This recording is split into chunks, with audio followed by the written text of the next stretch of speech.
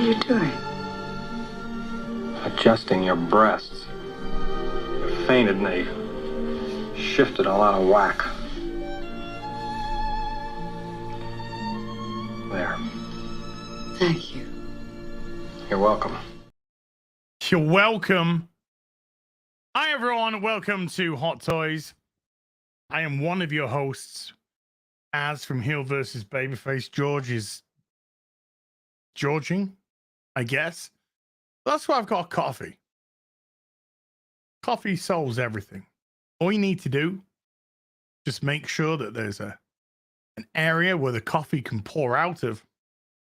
Open your mouth. Tilt the cup. Take down that goodness. Hello, everyone. How have you been? It has been an interesting week in the world of toys. Yesterday, I went to the cinema, to the theater, and I saw a little film called John Wick 4. Enjoyed it. Enjoyed it quite a lot. For a near 3-hour movie, it flew by. Then afterwards, got something to eat. Got some chicken. Got some broccoli. Got some minted peas. And then I went to a toy store. Had a little walk around the toy store. Looked at the Lego. Nearly made a purchase. Didn't make a purchase. And then came home. And in that time, George was still late. Hello, George. How you doing? How you doing? Great to see you, Az. Just dropped off the family at the airport. Crazy. But it's good to be Wait, here. is that a euphemism for having a poo? No. I just okay. dropped the family off that went out of town. Oh, okay. But you did a lot of stuff. Hmm? You did a lot of stuff right before you came. Well, that was yesterday. Oh. I was watching. Today, did some streaming. Yeah. Then I went downstairs and cooked myself What'd you food.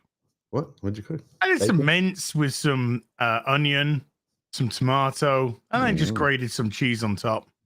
Oh, that's nice. That's Quite nice. Yeah, That's it's sort of like a fake bolognese. Oh. Well, not a fake bolognese. You mean pie? A fake cottage pie. Oh, you know what? I love shepherd's Or pie. fake shepherd's pie. Well, cottage pie, shepherd's pie, two different things. No, I know, but it reminded me. I love shepherd's pie. Yeah, but I can't have the potatoes because What's cottage pie? I don't recall having that. cottage pie is basically shepherd's pie, but I think it's made by cottaging. What? So to do with the cottaging. Cottaging. What the hell is cottaging? Oh, What you don't know the- what? You don't know what cottaging? Why don't you just Google cottaging? Okay. Okay. Google cottaging. Never heard of cottage. Shepherd's pie is lamb, and cottage pie is beef. That is. Yeah, I don't think you.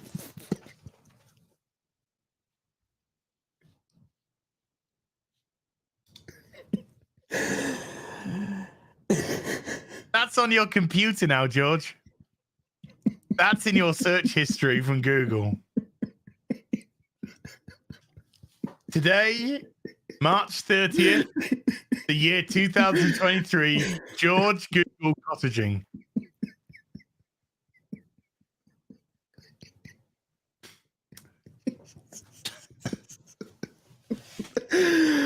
But George, I don't know why you're laughing. You came out a couple of weeks ago. Very brave, stunning and brave. I love boobs. Now you're just embracing it. Yeah, now you're just embracing it. Yeah, no, not my brand, not that kind of Greek. So how are you, George? Well, I'm actually doing pretty good. You know, I was I keep watching the feud with Victoria Alonso going at it, and I think that's hilarious. But no, we win. Either way, we win. No, I just dropped off the family. Like I said, they're going out of town, but it's been a while since I drove to the airport, fucking like hour away. And it's like when you don't take a long drive in a while, you forget how crazy people are on the road. You know, how they just can't drive. And it starts drizzling a little bit. And immediately you think it's the end of the world. People, you know, start slamming brakes, start slowing to a crawl. And I'm like, half of you, we're in Texas, you're in SUVs, you're fine. Just keep driving. But no, you literally think someone's like firing at them. Anyway, it's too funny. But I was listening to Alonzo going on about how she was fired because she helped produce that movie, what, Anastasia or something, 85 for Amazon. And then what do you think of Perlmutter being gone now? Oh, what a shame. It's like, you're like, pull out the popcorn, let's have a little bit of fun. Yeah. I shed lots of tears yesterday. Here's my shedding tears for Ike Perlmutter. Argentina, 1985. You didn't cottage? I've never cottaged in my life, George. How would you know the term though? Because I'm not. Because I'm educated. I'm educated. I don't go around these little dark corners of the web. You'd have it to Yorkshire then. But you know what I did find funny is Hot Toys put out their new release, and it's like the Iron Man, the 100th, you know, Disney. That's what it's called. It's like an I Iron have Man. not seen. Let me. It's just an Iron Man knockoff. Seen. It's just an Iron Man. I think the Mark III just redone in the silver and red. I just got Kang. I just see Kang as the. You don't see the Iron It's Man? not on Sideshow. Put it that way. No, it's on Hot Toys. Yeah.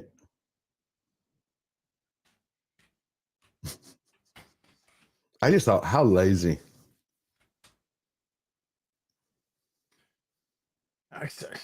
Sending me to Sideshow again. Really? Here, I'll show it to you. Yeah. So, you gonna order it? Oh, you know what's funny is here we go. I got it. Okay. Oh wow, that is really lazy. Yeah, that is the Mark III. With just silver decal. That is it. I mean, that is just. I mean, there's no other word for it. Lazy. Nothing different. And they even Sideshow sent me an email the other day, and I didn't pay attention to it, so I just went back early this morning. It was like, sign up because there's only going to be 300 of these available. Oh well. To reserve your slot. And I was like, you know, a few years ago, I would have been like, yes. I'd have been calling the customer, please reserve me one. I would have do anything just to be able to get a hold of it. Now I'm like, wow, how times change.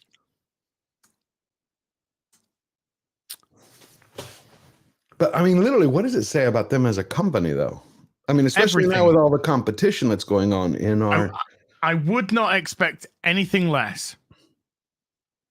Yeah, I wouldn't expect anything less at all. Disney probably just went, I'll just do some Iron Man shit. No, but you don't think this also is representative of Hot Toys? They used to lead. Yeah, I mean, they used to lead the 1/6 industry. Before I can start playing that game, I need to see this stuff coming from in arts. Okay. Because I need something to start to judge it against. To put your hands on, because I've seen some of the pictures. I've gotten mixed messages. I still haven't had my Joker sent. Gandalf. A Gandalf? No, I've not got that. Did you order the bats? Yeah, all of it. The whole shebang. Yeah. Are you going to use them to set up next to the Hot Toys or to the Hot Toys Deluxe one? Well, I mean, I have some Hot Toys with some third party, so I want to. But I'm also ordered all the Hot Toys Batman stuff because I want to do a comparison between the two. And then you're just going to keep the best one. Or are you going to set up like a cave? Like you were talking about a cave before. I gotta get a new place for a cave. Gotcha. That's gonna be a little bit away. But yeah, I mean, you know, I love the Mark III. I think the Mark III is my favorite suit, but that is really uninspiring. It is. I mean, I was like, I think they mentioned it 3 weeks ago they're going to have this big release coming out right before April. And I was But like, okay. it does look like the Silver. It's kind of like a mix between the Mark III and the Silver Centurion. It is. And isn't that what the Mark 43 was essentially as well? Pretty much. But it's just there's no effort to it. It's like low energy. No, it's the same mold with just different color. Instead of gold, we're going with silver or platinum, whichever what they want to call it. I don't care. But what it seems is that there's this that it's what's happening to Disney, what's happening to Hollywood studios is now kind of like in many ways is endemic of other industries. Like it's now corroding others. It's having a ripple on effect because the way that they're behaving has pushed customers away. And so then you have these third companies, you know, the second tier and third tier companies who work with them, who produce collectibles, products, posters, so on and so forth. And they're not doing anything new. They're just pushing what Disney's doing. I mean, they can't do that forever. Hot Toys are not known for their risks. And they used to be years ago. Years ago, until they got safe. You know, I think sometimes that's the worst thing in life. I mean, it's what many people crave. What's the best thing in life? To crush your enemies and see them driven before you. Crush your enemies, see them driven before you, and hear the lamentations of the women. Yeah, yeah. God, what is best in life? What is best? I wouldn't say I took a risk, but I bought a thing yesterday. What thing? Big thing. Big thing or big little thing? Big thing. What's it look like? Bigger than a bread box? Bigger than a bread box. I'm going to show you because this doesn't release until Q2 of next year. Ah, well, let's whip it out. Let's see it.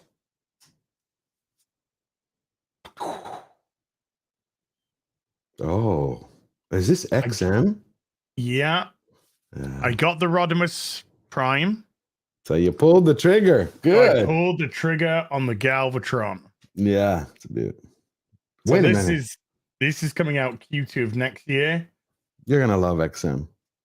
I've got the Rodimus Prime. The Rodimus Prime is incredible. And then this Galvatron is like, come on. What about the Optimus? You're gonna get Optimus eventually? I would like to get the Bumblebee. Oh, not when the Bumblebee comes out. That's what I want. I want the Bumblebee. Galvatron looking fantastic. Oof. So I'm gonna have Rodimus at one end, Galvatron at the other end, on the top of my Modular case is gonna be delicious. Is that LED? Yes. Oh. You pull out, because Rodimus has got one as well. You pull out like the safeguard, and then it just kicks in automatically. Sweet. Doesn't last for long. Lasted for about 2 days, and then died because it's obviously a liquid crystal thing. But nice. I haven't put the LEDs into Rodimus's head yet. Okay. The battery, sorry. So you know. Yeah. And then you get this small Galvatron as the tank. But yeah, this is pretty beautiful. See, why doesn't the film look like this? You know? Yeah. That would be awesome. Because we had Michael Bay. Michael Gate, more like. Unbelievable. This is beautiful though. But do you remember last week when I was showing you the different heads? We were showing everybody the different heads that I had for customs that I was putting together. Mm-hmm. One of them was John Wick. Unfortunately, someone dropped the head. But the outfit, because, you know, Wick 4 is out. Yeah. Sorry. So did you like it? I saw what you posted. I liked it a lot. Yeah, obviously it's not the end. I would be very surprised if it's the final John Wick. No.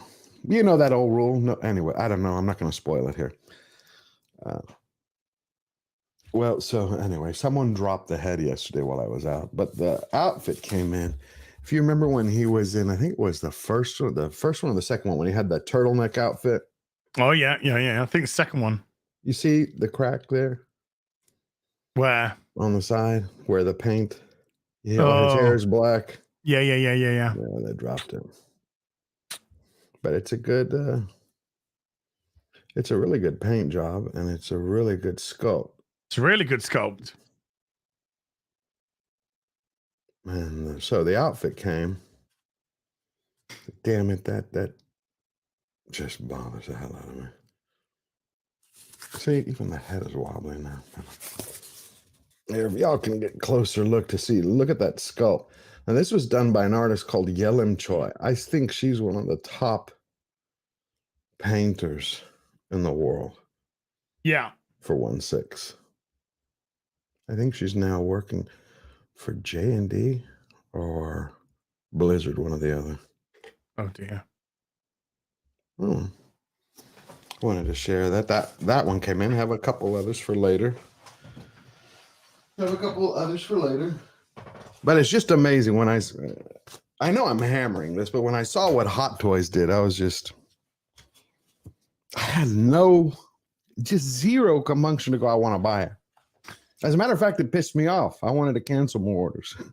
Well, I mean, if I get any, put it this way, and I'm not being silly Billy here. I'm being legit. If I get any emails from Sideshow saying this item's unprotected, if you don't protect it in 30 days, it'll be cancelled and I'll let it go. I've gotten a few of those. That's what I did with my Ahsoka Tano.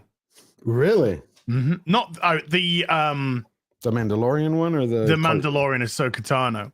It's just like, oh, this isn't protected if you don't. So I just let it go. Let it go. It happened to me with, I told you, the two Hot Toys that I really wanted from Marvel. Not because I like the films or the shows, just because I like the figure. I had that happen to me was the Doctor Strange, the zombie Strange with all the arms. That I really wanted. But I got one of those emails and I didn't do it. I was like, I'm curious to see what happens. Well, I've had some more problems with Toys Wonderland this week. I got an email from them saying, we've cancelled your order. What? I got the email saying that DHL is back. Well, I got an email saying, we've cancelled your order because you never told us what delivery you wanted for Steppenwolf. I never got any email asking for delivery from Steppenwolf. Did you call them? Toys Wonderland a waste of fucking time. I will never purchase from that place again. I'm already under the impression that it's fucking dead money there anyway. Okay. You mean like they're never gonna release the stuff? Well, I get emails saying we've sent it. Do I get it arriving? Do I fuck? Do I hell? So I'm just like so done with that company. So done. Absolutely terrible company. And you have I can't remember his name. And they refunded the money in store credit. Oh, come on. Yeah. We've refunded you the money in store credit. You can't fight it? Because I need to do a huge email just going, which I'm just too busy at the minute. I need to do a huge email going through all of my orders and just point out this order never arrived. This order never arrived. This order never arrived. This order never arrived. It's a joke. Absolutely ridiculous. Like I said, there's something I sometimes wonder if Hollywood is leading the way in the desiccation of in the desiccation of the culture, or it's just a reflection of what's going on around the world. Because think about it, you remember the old thing: give the customer what they want. The customer's always right. That's how I was raised. You grew up that way. The Squid Game stuff that I ordered was Toys Wonderland, and they never refunded me until I absolutely hounded them. And because I'd ordered like 14 different soldiers from Squid Game, 8 of one. Really? Yeah. 8 of one, 4 of another, 2 of another. I know you loved it. Yeah, because I wanted to do a whole little Squid Game set, and I got the doll, you know, the doll for it that comes with the first game and all that stuff. Oh, I never saw any of those. And they just I think it's You have one? yeah.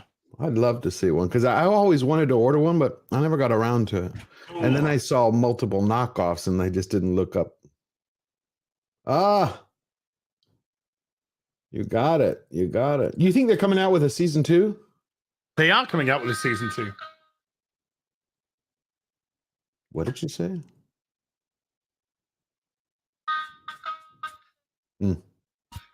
That's freaking. Well, that's what it says in the game. Yeah. I just don't recall what she had said in the game, but yeah, that's it. So I, you know, they refunded me for like 2 of them or something, Right. and then they didn't refund me for the others, and I sent them a message saying, you know, you've cancelled this, saying that this company's no longer producing them. Right. And they went, oh no, it's just those 2. The others they're doing. The other ones with the masks that they're doing. So yeah. So I waited and I waited and I waited, and nearly a year went past and still nothing. I was just like, look, what is going on with this? Yeah. You know, you said that they cancelled the triangle head, let's just say, but they're still doing the circle and the square. I've seen nothing from that, nothing from them, and then I'm like, oh yeah, they're not doing them. We'll refund. And that was like a back and forth, like 4 emails, you know, Right. because they were just like, oh no, you've been refunded for it. No, I fucking haven't. That just doesn't. Yeah, I haven't had it that bad. I've had a mixed bag. I've had 3 issues, 2 pain in the ass, and everything else has gone okay. But I started using, that's what I was just typing. I started using this other company. I just have it on my iPad. I don't have it here on the desktop. It's called, I don't know if you've checked it out. It's called, where are you? Oh, it's Giant Toy. Have you used Giant Toy? No. Have you heard of it? Or you heard bad things? Or because I had everything I've done so far, I've gotten good stuff. Let me just ask somebody. Yeah. 2 secs. Gotta find. Here it is. Here's my phone. Let me just ask somebody. Robert, have you heard of Giant Toys? Giant Toy. Wait a minute, I can't hear you, Az. Giant Toys. Toys, Robert. Yes, I think I might have something from Giant Toys. I think they're a reputable outlet. Robert says he might have something from George. Does he have a good experience? Ask him. Did he have a good? He says they're reputable. Did you say reputable? Yeah, I think they are. He says they're reputable. Yeah. So they're not a cottage. Are they, No. They're not part of the cottage industry, are they? No, I've never stayed in a cottage from Giant Toys before. Ed doesn't think so. No, George. Okay. Makes sense. Hello. Hello there, gentlemen. Good to see you Hello. once again. I've been, arguing with people on Twitter about my apparent feud with Doomcock. Yes. You know what's really very funny? Here's the thing. I think it's very funny when it comes to, like, we collect toys, talk about Star Trek. It's all theater. You know, it's theater. It's supposed to be fun. It is supposed to be fun, yes. But I've never really taken it all very seriously. Although, you know what I do take seriously? I take seriously the fact that I got my Juice Girl in the mail yesterday. Excuse me. So it's called Juice Girl, but it's actually Hella. It's a third-party re-release of Kate Blanchett. See, because I was broke. I shouldn't say broke. I had no disposable income when the Ragnarok or Rogue One figures were released. So I never got any of them. So I've been going back and slowly plugging holes in my collection, but I always wanted, just because I love Kate Blanchett. Yeah. And I like that figure, but it's incredibly expensive. But they released this third-party repop or recast called Juice Girl. Do you remember when she comes out in the scene right in the beginning where before she destroys the hammer, where her outfit is kind of torn up for a few seconds? Yes. And her hair is all wild? Yes. Do you like that look? Yes. I have 2 head sculpts done by Master. It's rooted hair with the mascara if y'all want. Right, because no one would produce it. Because when Hot Toys originally said they were going to produce a deluxe version and it was going to be rooted, but then, like always, they didn't go through. They just gave you the sculpted with the horns. Yes, yeah. Well, I love that look. If you like that, I'll send it to you because I have 2 of them. Wow, that's very generous. I would love that. That's a great.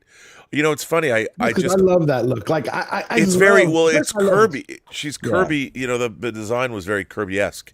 And I love Kate Blanchett, especially what she did in Tar. Did you ever see Tar? Dude, that was my favorite movie of last year.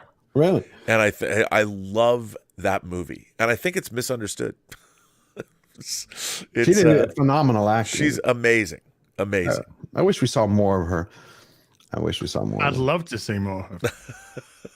She does. You know what? One of my favorite roles that a lot of people overlook for her is what she did with DiCaprio in The Aviator when she played Hepburn. I love her Hepburn. I love that movie. I think that movie doesn't get enough love. I agree. It's people call it lesser Scorsese, but I don't think it is. I don't know why. I don't know why, but I think her performance also was king. Yeah.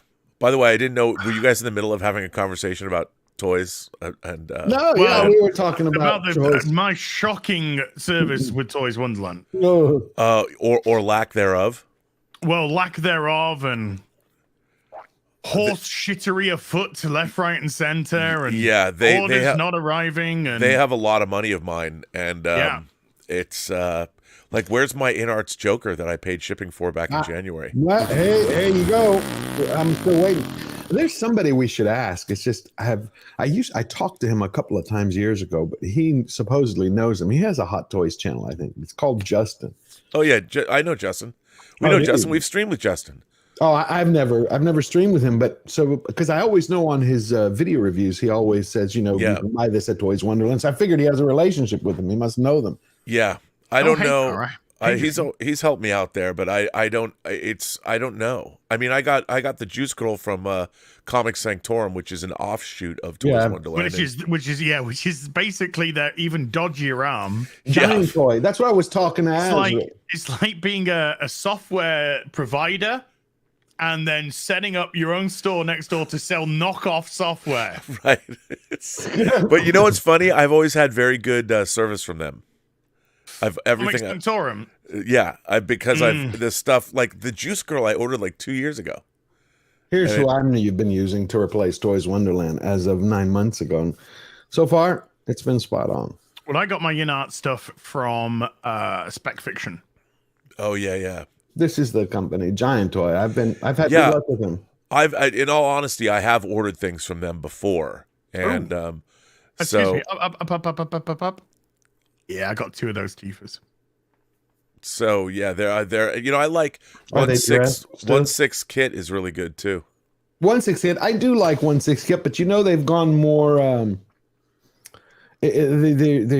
They've tailored down their order because the guy actually runs. I spoke to him a couple of years. He actually has a little shop, tiny little shop, I think in Hong Kong. It's near the Hot Toy store. Who I've been using. Well, who I originally was using before Toys Wonderland was 1/6 Outfitters. Right. I use them.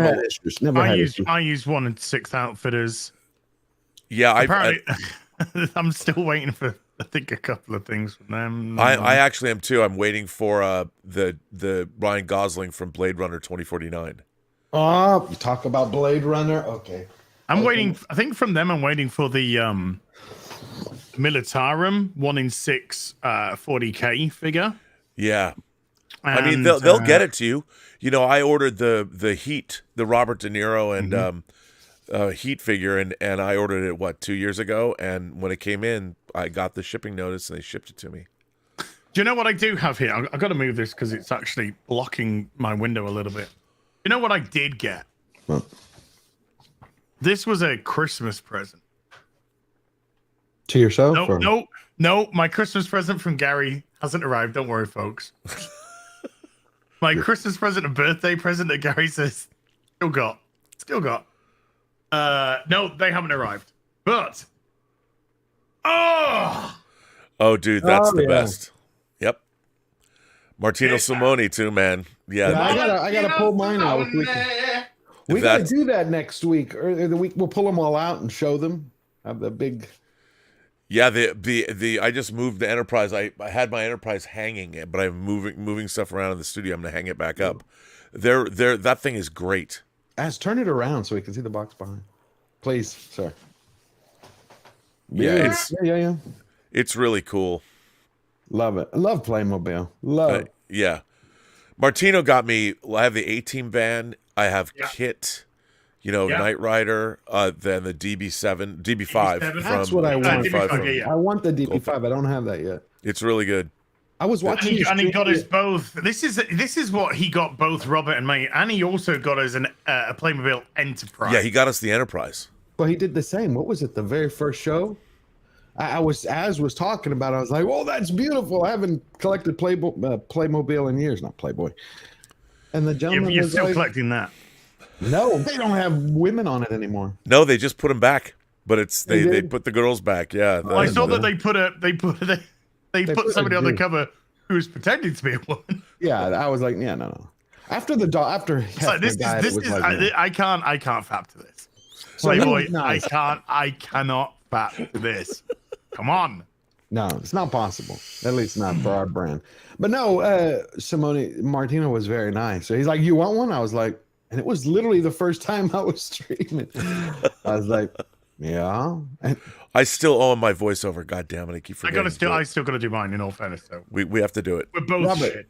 We're terrible. It's driving me crazy since your stream the other night. What is? I was about to send you another super chat. The figure in a tuxedo right behind you with its head turned. I can't tell who that is. You know what you mean? The one that's right there? Yeah. It's a statue of Vito Corleone from The Godfather. Ah, okay. I was moving that too.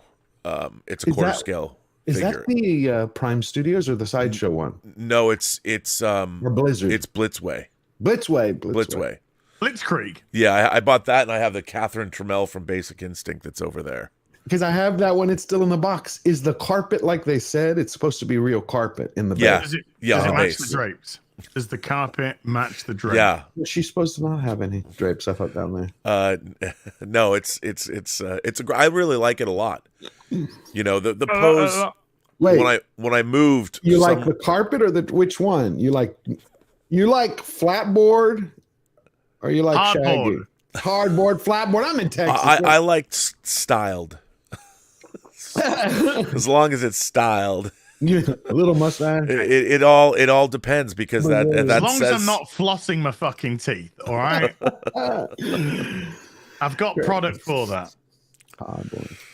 Do you want to see my latest Transformer? Yes, I do. Somebody in the chat says that they like my band, although I've still got U.S. Agent there. But I saw I saw somebody's putting out a third party Smooth Criminal Michael Jackson. Oh yes, yeah. I've never seen that. I'm gonna have to get that. Oh, that's awesome.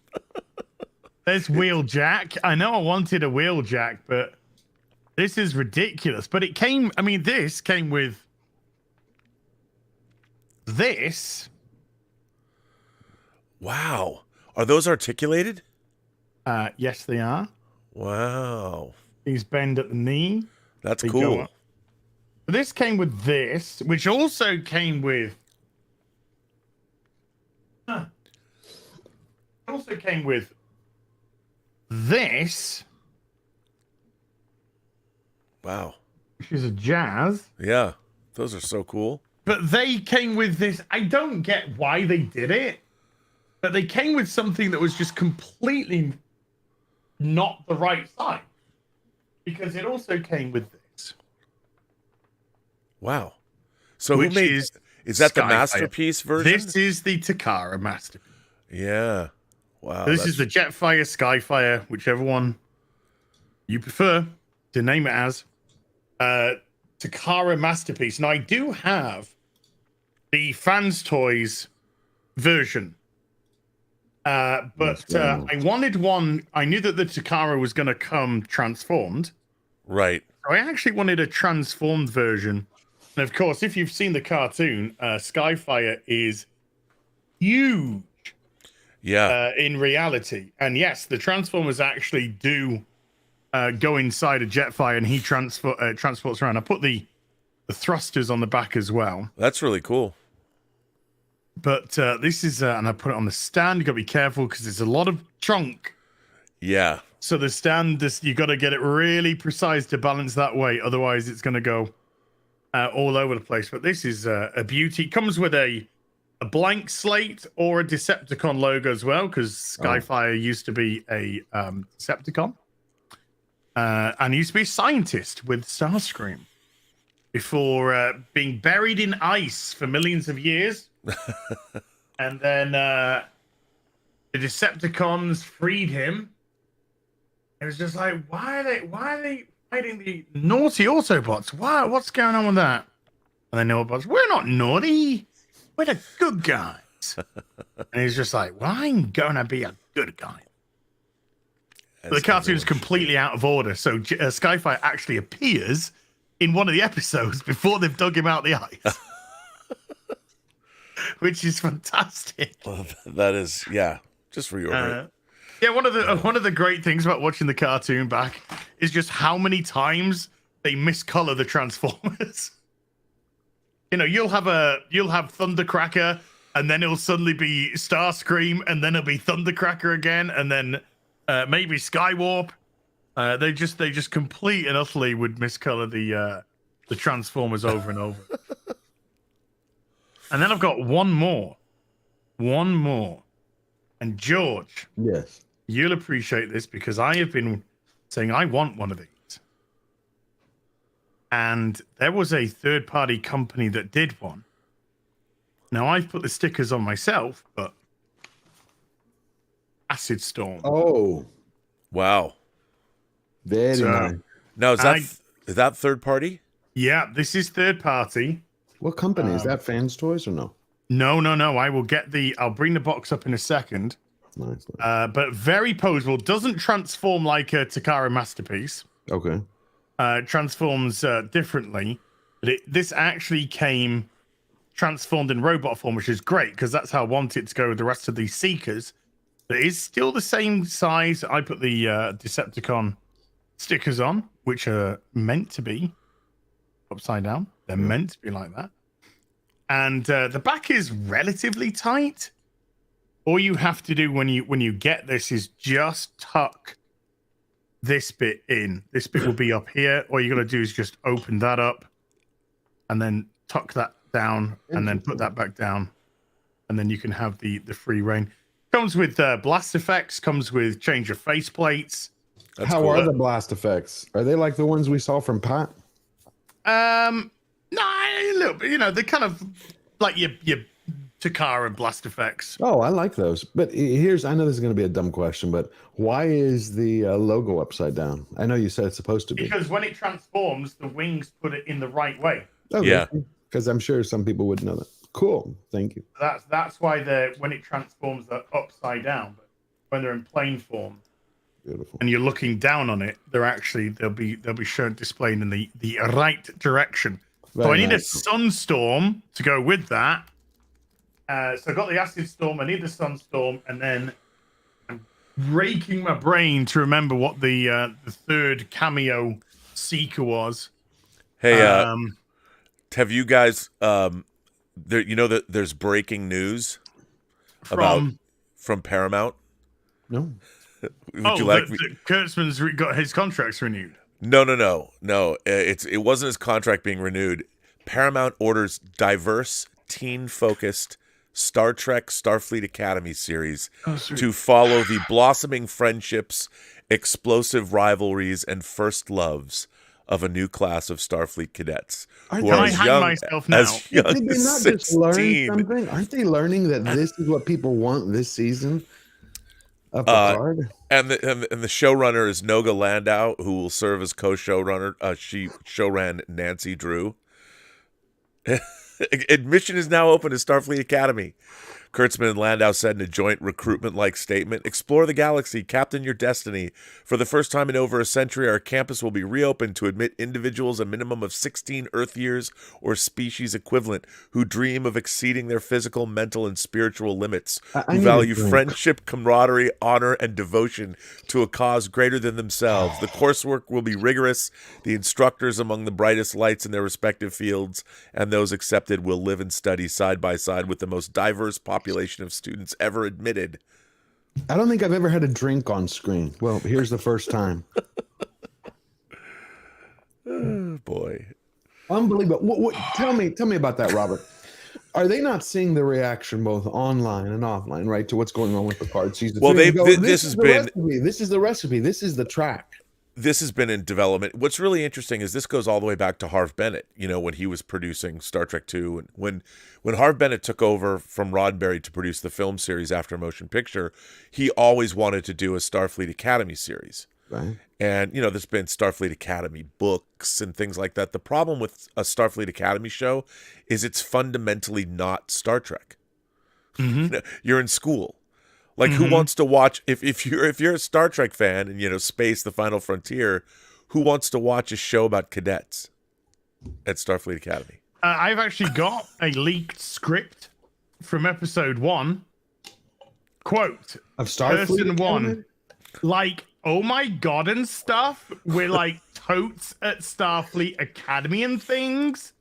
Are you being serious? Player 2, oh yes. Holy fuck shit, cunt waffle. This is everything they ever wanted to do in Starfleet. Fancy a fuck. And donut hole. You forgot donut hole. And sauce. Tinder sauce, donut hole. Come on. No. Well, it's I need to Irish this coffee up a bit. That's what I just said. I had my drink because I can't believe they would do that. But this is one thing I've never really understood. I'm glad you're here, Robert. So you greenlight a project after you've worked everything out. You move forward. Now, if we talked about it before, they go through a lot of rewrites, correct? Whether it's television or film. So when you see something, you go, guess what, guys? We greenlit this like 2 years ago, but now we're seeing the reaction, weighing it against Discovery, weighing it against Strange Worlds, and we see Picard and weighing it against Picard season 1 and 2, and we see 3 is really pulling people in. It's got the fans back. Maybe we should go back to the drawing board with this. Do they not do that?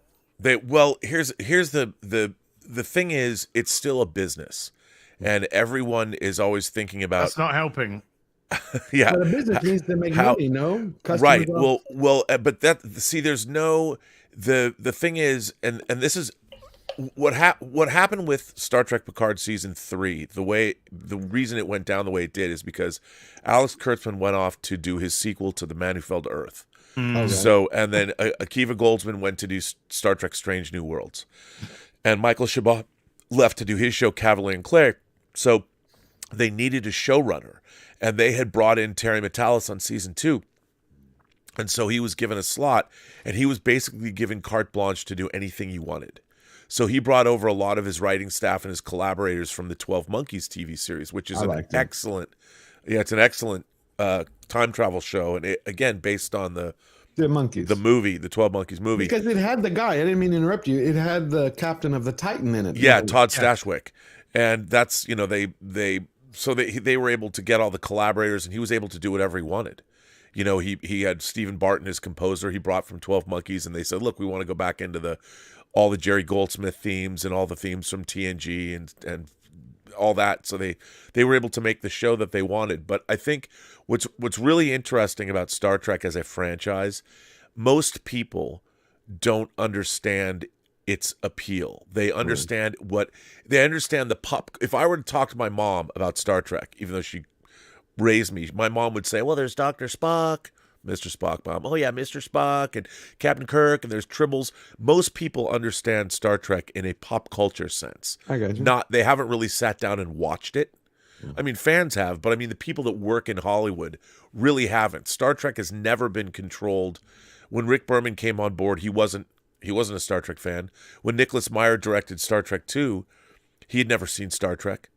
And what's interesting, though, is Nicholas Meyer was a novelist, and he was classically educated. So he could look at and go, okay, this is, I understand. He saw the themes. He saw the themes. Yeah, he saw the themes and was able to, because if you really look at Star Trek 2, it's not so much Star Trek as it is a classical nautical adventure that has been transposed into the Star Trek universe. It's Moby Dick, it's Horatio Hornblower, it's all that stuff, but it works. It works because those great themes are what Star Trek was always about. But the idea of a Starfleet Academy series, I mean, they're trying to, Star Trek was never focused. Kids loved it, but it was never about kids. No. And now you've got these shows that are literally about kids. They've whether it's Lower Decks, whether it's Prodigy, whether it's now Starfleet Academy, because they think of it, it's going to be Harry Potter in space. Right, but I think that's how they pitch it. But I think that's their mistake. It's like they've, in my opinion, everything that Hollywood has been pumping out has been focused and targeted. You know how they used to say it's a 4-quadrant film? Yes. Star Trek was always 4-quadrant entertainment. Right. But it seems everything now is just to one targeted group, like very, very young. Wait a minute. Are you trying to say that Hollywood is just targeting children? Yeah, pretty much. Well, right. But kids don't have the money, nor do they have the experience or the understanding of the thing. I mean, it's like you need to give the kids what the kids deserve and what's good for them. But it seems to me like when you have a recipe, like in business, if I'm sitting here and I put a marketing plan together and I bump X amount of money into it, and after a month, 3 months, 6 months, it's not going well, I'm going to readjust. Anything I do, I'm going to constantly readjust. But I never see, it's like Hollywood seems to have more accidents. I'll tell you why I'm saying this. I'm working on a video right now going through the history of Hollywood because I've been trying to understand how we got into this woke era, like in Hollywood, and how are they going to get out of it? And what I realized was that Hollywood actually went through 3 primary, almost extinction events. Yes. From the silent era, when then the talkies came along, it nearly crushed the industry. Yes. They're like, oh God, now we got to get new actors, new acting styles. But I didn't realize that television actually almost destroyed Hollywood. Yep. But that's how we got widescreen cinema and things like CinemaScope and VistaVision and because and then they kept to the now we got core. Pronouns. But they kept to the core because they kept to the core, the Louis B. Mayer kind of like give the customer what they want. Right. Somewhere along the way, someone replaced that with fuck the customer. No, George. They replaced it with give the customer what we want. Yes. That's what it got replaced with. And I think what is I think very interesting now is obviously when you're making anything in Hollywood, it's incredibly expensive. And everybody wants things to be risk averse, which is why everybody delves into these IPs. Let's recycle things we already know work, even though half the time they update these things and they don't work. And then they scratch their heads about like, yeah, and you're the producer and someone brings up to you and says, we want to do Starfleet Academy, you would say no. Well, I would say that a Starfleet Academy, see what they've decided now is everything is like, oh, it's a shared universe. But the thing about Star Trek was fundamentally it's about the best of humanity. Correct. It came out of the greatest generation, the people that fought in World War II. Roddenberry was a war vet. Yeah. And so Star Trek is about the best people, the best humans that exist, the top 1%. They are the elite. And they have to be, otherwise you're not going to survive the final frontier. That's the whole point. And you're collaborating with the alien races of the Federation that are also the top 1% of the people that they're with. Do you remember a certain episode, Robert, called Tapestry? Tapestry. Yep, absolutely. That was kind of about being the best that you can be, not playing it safe. If you don't take risks, if you don't put yourself out there, if you don't display courage, leadership, then you will get left behind. That's exactly right. And that episode, in a nutshell, is what Star Trek was all about. Not to be middle of the road, know. And I think the problem is now they look at things like Harry Potter, they look at Vampire Academy, they look at all these shows, and they think, oh, okay, we can use that template and point. It's Harry Potter in space, or whatever. I mean, the whole point is, but that's not what Star Trek is. That's not what people wanted to see. And there have been episodes like there was an episode in the first season of Next Generation called Coming of Age where Wesley's taking the Starfleet entrance exam. The problem is, who wants to watch a show where you're waiting to get into space? No, you want to be in space. I mean, because the thing about Starfleet Academy is it's you can meet people from the Academy. They did episodes like The First Duty in Next Generation when Wesley. You could do an episode or two of that, but will it sustain an entire series? Which one was the one where he was at the Academy and he was part of? Because I told you I know all of the Star Trek. I just don't remember the names. The one where he was part of that elite group, and that was the First Duty. By the way, that is Tom Paris. Right. Yeah. Yes. But they couldn't use Tom Paris for Voyager because they would have to pay royalties to the writer every time he was in an episode. That's right. Which would be every episode. Yeah. So they had to change his name in Voyager, where he retained 90% of the same backstory. Wow. But they changed his name to Tom Paris for Voyager's benefit. But that is just, if you want your own headcanon, that's the same character. It is, it really is. My favorite character in the story was the one that Picard was talking to, who used to be in My Favorite Martian, the gardener. Boothby. Boothby. The actor. Yeah. Remember him from My Favorite Martian, the television series? Yep. I love that. But Ray Walston. Ray Walston. But how much could you watch of that? Like, it held my attention and I enjoyed it for 1-2 episodes or 2 parts, but not more than that. Yeah, I mean, but the thing is that they're because the people that they Nicholas Locarno's the name of the character that Robert Duncan McNeil was playing. But it's just a weird. It's just the world that we live in. Like the idea of Starfleet Academy has been kicking around for decades, and now they're going to finally go do it because I think they don't. I honestly believe that a lot of these writers don't know how to write adults anymore. Maybe they're because they're not adults. They haven't grown up in an adult environment. They haven't socially developed as an adult.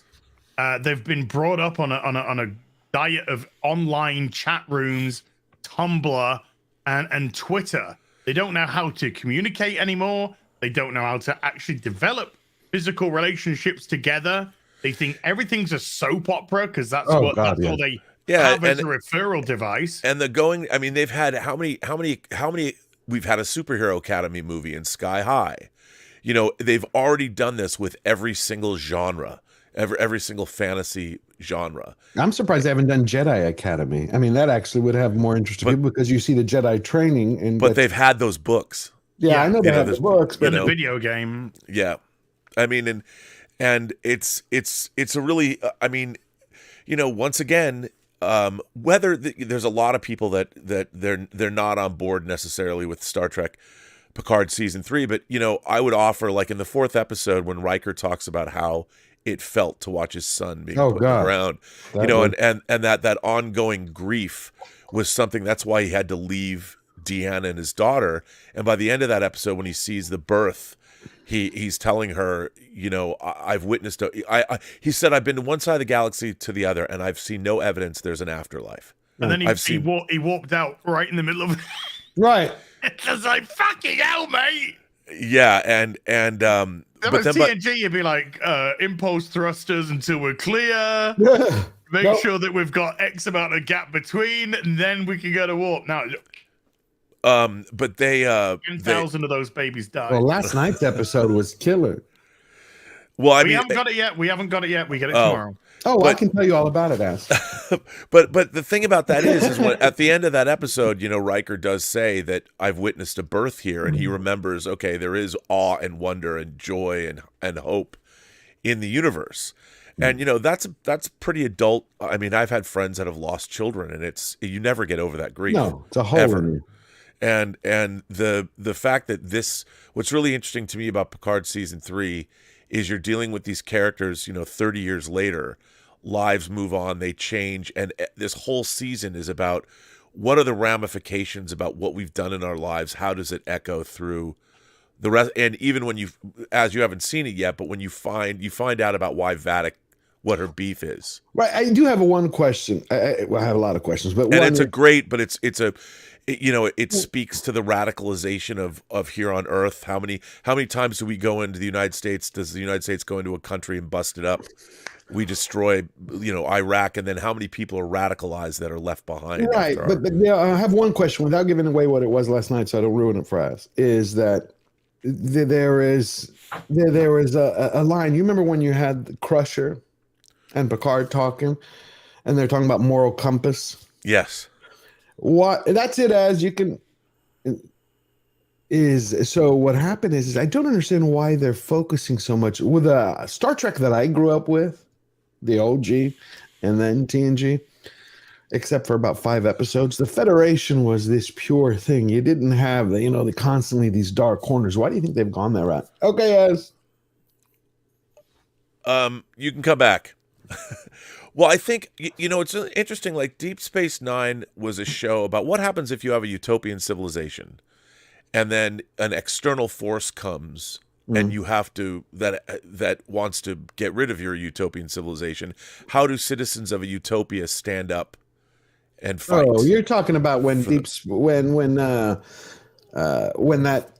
admiral, was it, who wanted to basically remove the Federation president in Deep Space Nine? There was all about the Cardassian invasion of Bajor, but the Cardassian, and there's so how do you deal with that? And I think that's the problem with our civilization now is we don't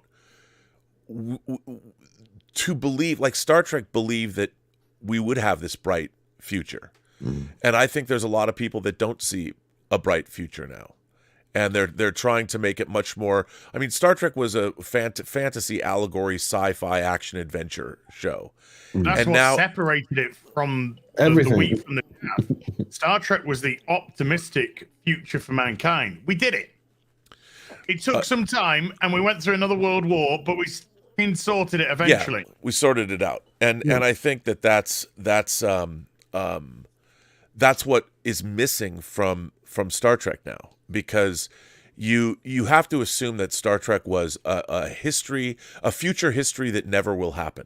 But it's history. You should treat it like any other historical event, like World War II or something, even though it's not real. The universe is real. Like nobody would come in and say one of the things about like Harry Potter is that there's such a fealty to the original text in the movies. And that was by design. And I feel now the problem with Star Trek is everybody wants to come in and say, oh, Roddenberry's vision was naive. And let's come in here and put our imprimatur on it.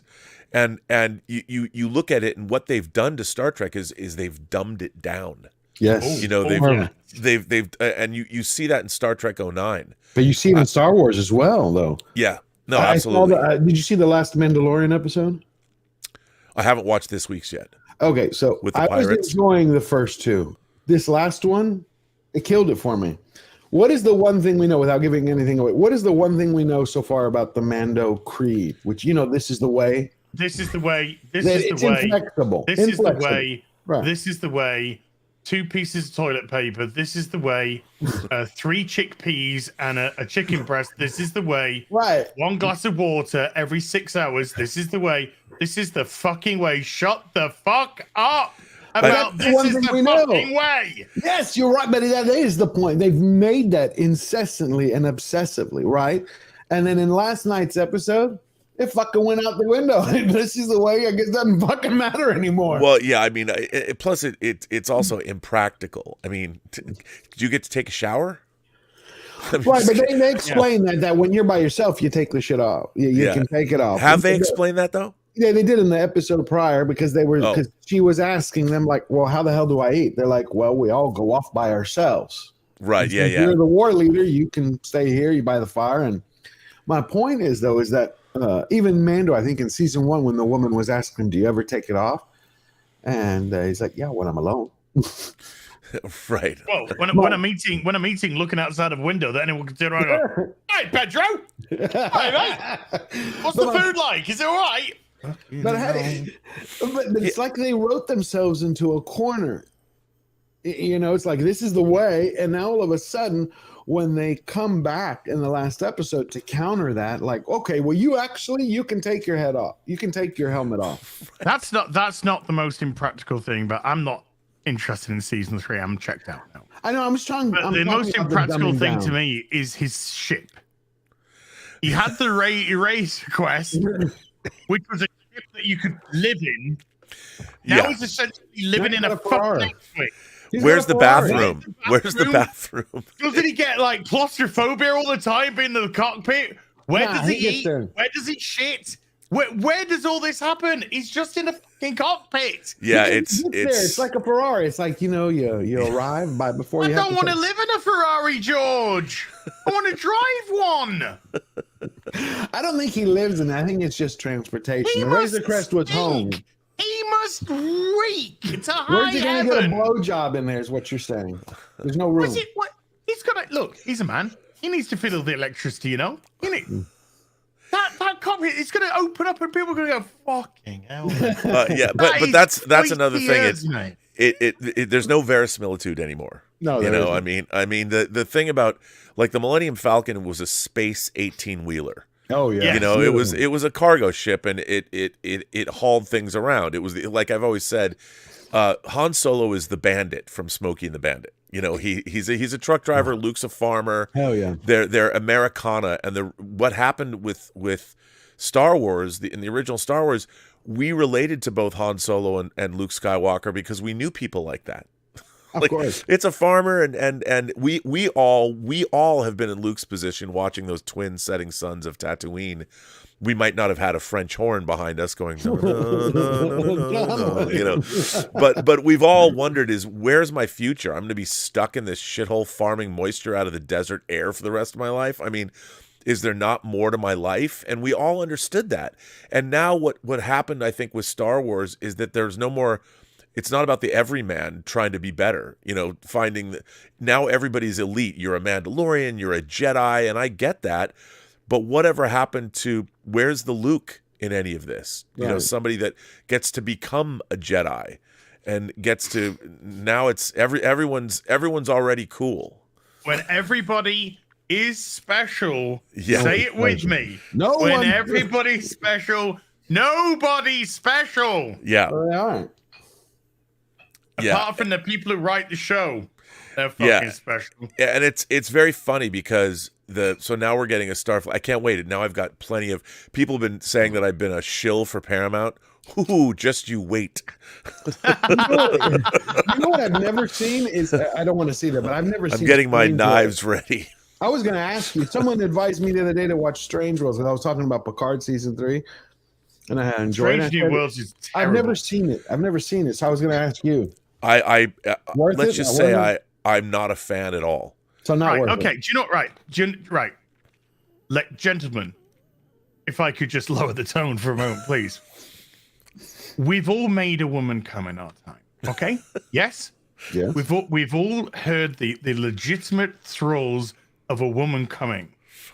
Star Trek Strange New World is oh God.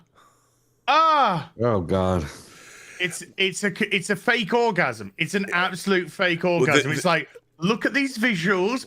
Doesn't this look Star Trek-y? Look at the bright colored costumes. It's bright and hopeful. And then you actually listen to it, and it's still full of the same emo crap, the same lack of any sort of structure within the chain of command. It's full of all the old stupid tropes and the meaning of males and there's just this nihilistic there's no banging, space. There's no squeaking bed, no screaming and moaning. It's just no. And I'll tell you what they've really done. They've done some things that, like the Gorn, for instance. They've decided to use the Gorn. They basically turn the Gorn into alien, like xenomorphs that gestate inside of you. Mm-hmm. And the funny thing about that is, to me, when you first meet the Gorn in the first season of the original series in Arena, they're a spacefaring race that has technologically more advanced propulsion systems than we do. Their ships are faster than ours. And the idea when you meet them is that the Federation put a base in their territory. We just didn't know it. And when they attacked Cestus 3, it's because they had legitimate beef with the Federation. And when Kirk and the Gorn captain have to fight, the Metrons have a reason. They're like, you know, we're not allowing you to commit violence in our solar system. Fight it out amongst yourselves. And when Kirk is about to kill his enemy, he stops himself. He stays his hand and he says, you know what? I'm not going to kill you because you might have had a reason for doing what you've done. And we could be in the wrong. Gotcha. And then the Metron shows up and goes, we did not expect this of you. You just showed us a quality of mercy. Maybe there's hope for your race. Maybe there is hope for you. And so the Metrons send both the Gorn captain and Captain Kirk back to his ship. This is a pretty sophisticated episode, even though people always... Now everybody laughs at the Gorn.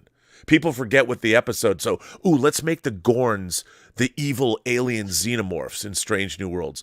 A complete bastardization and fundamental lack of understanding of what the Gorns represented in Star Trek in the first place. Well, Robert, can you just, for George's benefit, can you just tell George who the crew member is that went through that?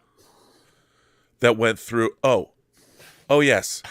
So there is a... Why is Az laughing? There's a couple of different things here. There is a descendant of Khan Noonien Singh. What? Khan, yes. Khan has a great, and by the way, they know her name. Did fucking J.J. Abrams pump somebody and slip somebody in there? It makes no sense at all. No. And I'll tell you when I completely checked out of the show and I realized that the people that are making the show have no... And it's Akiva Goldsman, so I don't... in the last episode of the first season of Strange New Worlds, they basically replay the episode Balance of Terror, one of the great episodes of Star Trek ever. Yeah. And one of the things about Balance of Terror that made it so great is it's the first time you meet the Romulans. We get the psychology because we meet the Romulan commander and we see how he interacts with his second in command, his best friend, his Centurion. Right. And the whole point in this episode is the Romulans are probing Federation defenses. And if they find weakness, they're going to exploit it. They're going to attack. And as the Centurion and the Romulan commander are having this conversation, the Romulan commander says, the Centurion says, but if there's weakness, aren't we obligated to attack? Isn't that what we're supposed to be doing? And the commander says, but must that always be so? Right. And he even says, one of the great lines, you know, my gift to the homeland, another war. Right. And even though he's commanding this ship and he's doing his duty, they're having this philosophical conversation about, is this really what we should be doing? Well, they completely, when they replay it, they just rip off, basically replay Balance of Terror from a different perspective. When they show you the Romulan commander and his Centurion, they hate each other. It's backstabbing. The Centurion betrays his captain. That's not how it was in the original. No. And when you look at it, you're like, they don't understand what this was even about. But because in the original, you have to understand that this is just 2 decades removed from the Second World War. Yes. So that is still very much within that public zeitgeist, within that public sphere. And it's essentially saying escalation. You know, if we see weakness, do we take advantage or do we not take advantage? And that when the captain's just like, you know, we don't. But then it's Centurion says, aren't we obligated to? And it's like, well, here's my gift then. World War III. You know, this is my gift to the... As a matter of fact, it's funny I say that because here's my Balance of Terror shirt. Yeah, there you go. When they hire these, when a studio hires these people, does no one have a conversation and see if they actually have knowledge about the series that they're about to produce or direct or show run? Or they understand basic storytelling and arcs. And the problem is the people that own the IPs are not storytellers themselves. And so a lot of the people, when I worked at Warner Brothers, for instance, everybody's an Ivy League educated business major. They have a master's degree in business. So they're smart, intelligent people, but they don't know what made something. Yeah, they don't know what made this IP successful in the first place. And the problem is when it comes to things like Star Trek and Star Wars, if people weren't huge fans of it, and they didn't watch this stuff growing up, they have no connection to it. and you can read about why people are attracted to this stuff, but it's always it's a very superficial understanding. So they're in many ways kind of like replicating aspects of the series. They must look at the fans, us who love it, as aliens to them. They're like, look, we made your Star Trek. Fucking enjoy it and shut up. You have to remember as well, the Romulan captain was Mark Leonard. And Mark Leonard went on to, of course, become Sarek, not just in the original series, but also in TNG. Right. And I think Sarek is one of the best episodes of TNG. Yeah, I think that episode still gets me today. It's crazy and just. Sorry, you go. No, I'm like in the Sarek episode when he has the disease and he's it's basically watching somebody go through Alzheimer's. And horrible. Yeah, Bendy syndrome. Bendy. And you know that I think that if I was at a studio and I controlled the IP like Star Trek, I would have a group of people. I would have a group.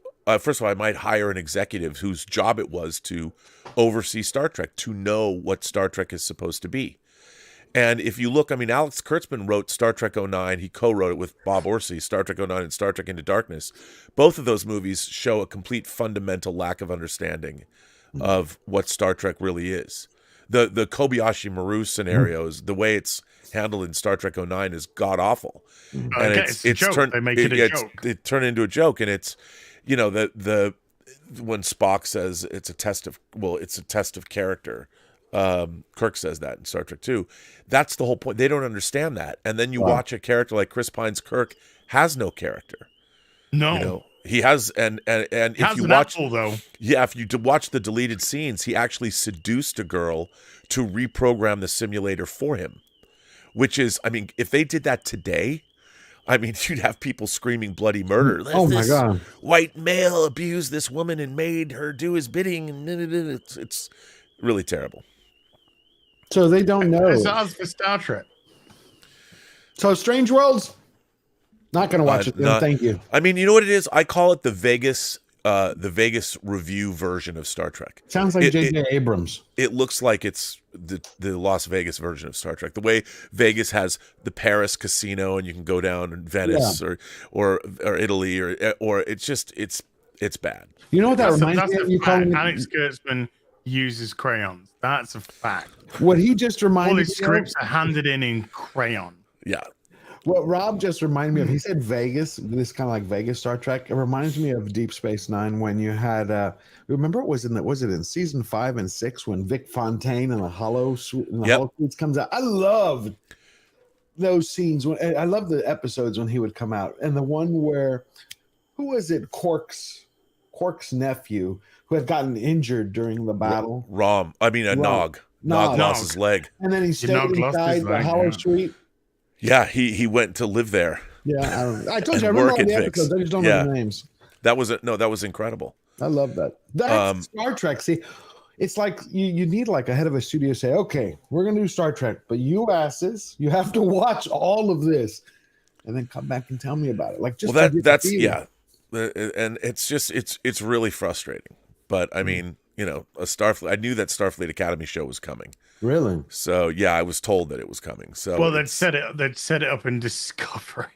Yeah, I mean and that's another thing. It takes place in the 32nd century. Who cares? Who gives a fuck? Exactly. Who gives a fuck? Wow. Yeah. I know I don't. So what's supposed I know nobody will. After that? Do they actually have plans? Yes. I mean, I've heard various things. I mean, they still keep talking about a Section 31 show, but they ruined Section 31. They ruined it. Gave them uniforms and a badge. They're not supposed to be. Aren't they supposed to be ghosts, basically? They don't yes. You might as well have James Bond going around with a t-shirt saying, I'm a spy. I mean, they literally have membership cards and special badges. Yes. And a base. Here's Section 31's base, and here are all our Section 31 ships. Base, everyone. It's just, crazy. It's so, yeah. But it's bad. But hey, Starfleet Academy, woohoo! I mean, of course, in the headline they talk about its diverse cast. Right. The thing is, what it should be full of aliens and stuff, but it's too expensive to do that on a daily basis. So you'll get just put a couple of black people. You know, they've forgotten. Hollywood has forgotten that they used to do diversity. It's like when the Peter Pan, you know, you have the Peter Pan and Wendy's coming out, right? It's like, did none of them look at actual Hook when you had Robin Williams? You get 10% off. You get 10% off your meals in the cafeteria if you remember Section 31. I'm Section 31. You're here to stay and play. I am Section 31. I get 10% discount off my cafeteria meal. When they introduced Section 31, you know, you had the great Bill Sadler playing Sloan. He would literally just Bashir would wake up and Sloan was sitting in the dark in his cab, you know, and then he would walk out of the room and Bashir would follow him and he was gone. Right. You know, and that's all you really knew. And they should have kept it that way. That's all you had to know. Yes, that's all you had to know. That's all you had to know. That's how it worked. It worked that way. It was like The Shadow. Yeah. Not but like, it's meant to be a clandestine organization. Not one with fucking ID badges, their own brand of fucking clothesline. That's supposed to have a commercial. Red Squad uses American Express. Yeah, I mean, home without it. I'm not Red Squad, Section 31.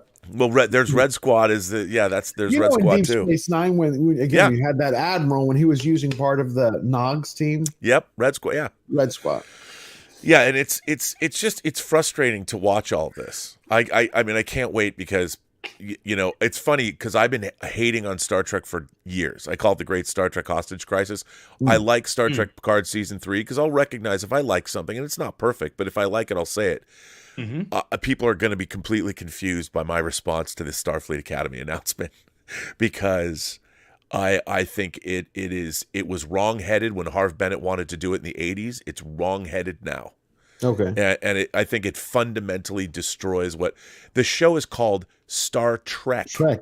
Let's go on a trek somewhere. Not after. They're going to go a trek from the cafeteria into the dormitory. It's time for a weekend furlough. We're going to go to Risa and get our drink on. I mean, come on. It's not going to be like. I wonder if they'll put one of those pots by their.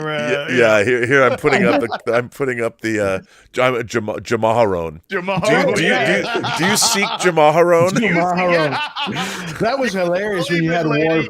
You had Worf there, but it was funny for half that episode how he was pulling more towards the cultists who were like, you know, you got to help us, Worf, you know, to crack down. And then by the end of it, he's like, nope, you know, they were all bad. He realized it. I like that. I wonder. I never understood why they got rid of Jazz Dax. I forget Terry Farrell. Yeah, she wanted out. After all those years, I thought she wanted to renegotiate a contract. Yeah, and they were just like too much. Yeah, it was only one more season. Yeah, Jadzia. I know, but I missed her. I missed Jadzia. No, she was great. Although I have to say, they really made when they replaced her with Ezri Dax, they had some really interesting storylines out of that. You know, that whole thing in its. I mean, they did a great TNG episode with the Trills. They looked different, but the premise was very clever, and it was a good way to play with sexuality. Oh, in a mature way. It was great. That episode's called The Host. Yes, and there was a character named Odan who was the first joined, and Beverly was in love with him, and he gets killed, and they take the symbiote out of him and put the symbiote into another person that's a woman. But they put into Riker first. Yeah, they put it into Riker first in TNG. They were much different to try and keep it alive, and then obviously Riker is exhibiting the same feelings as the symbiote. So did Riker bang Beverly? Yeah. But I mean, but that was that's a great, you know, that's what science fiction allegory does so well. Yes. You don't come at things head on. There was another episode of TNG called the Outcast. Yeah. Where they go to a planet where there is a genderless species.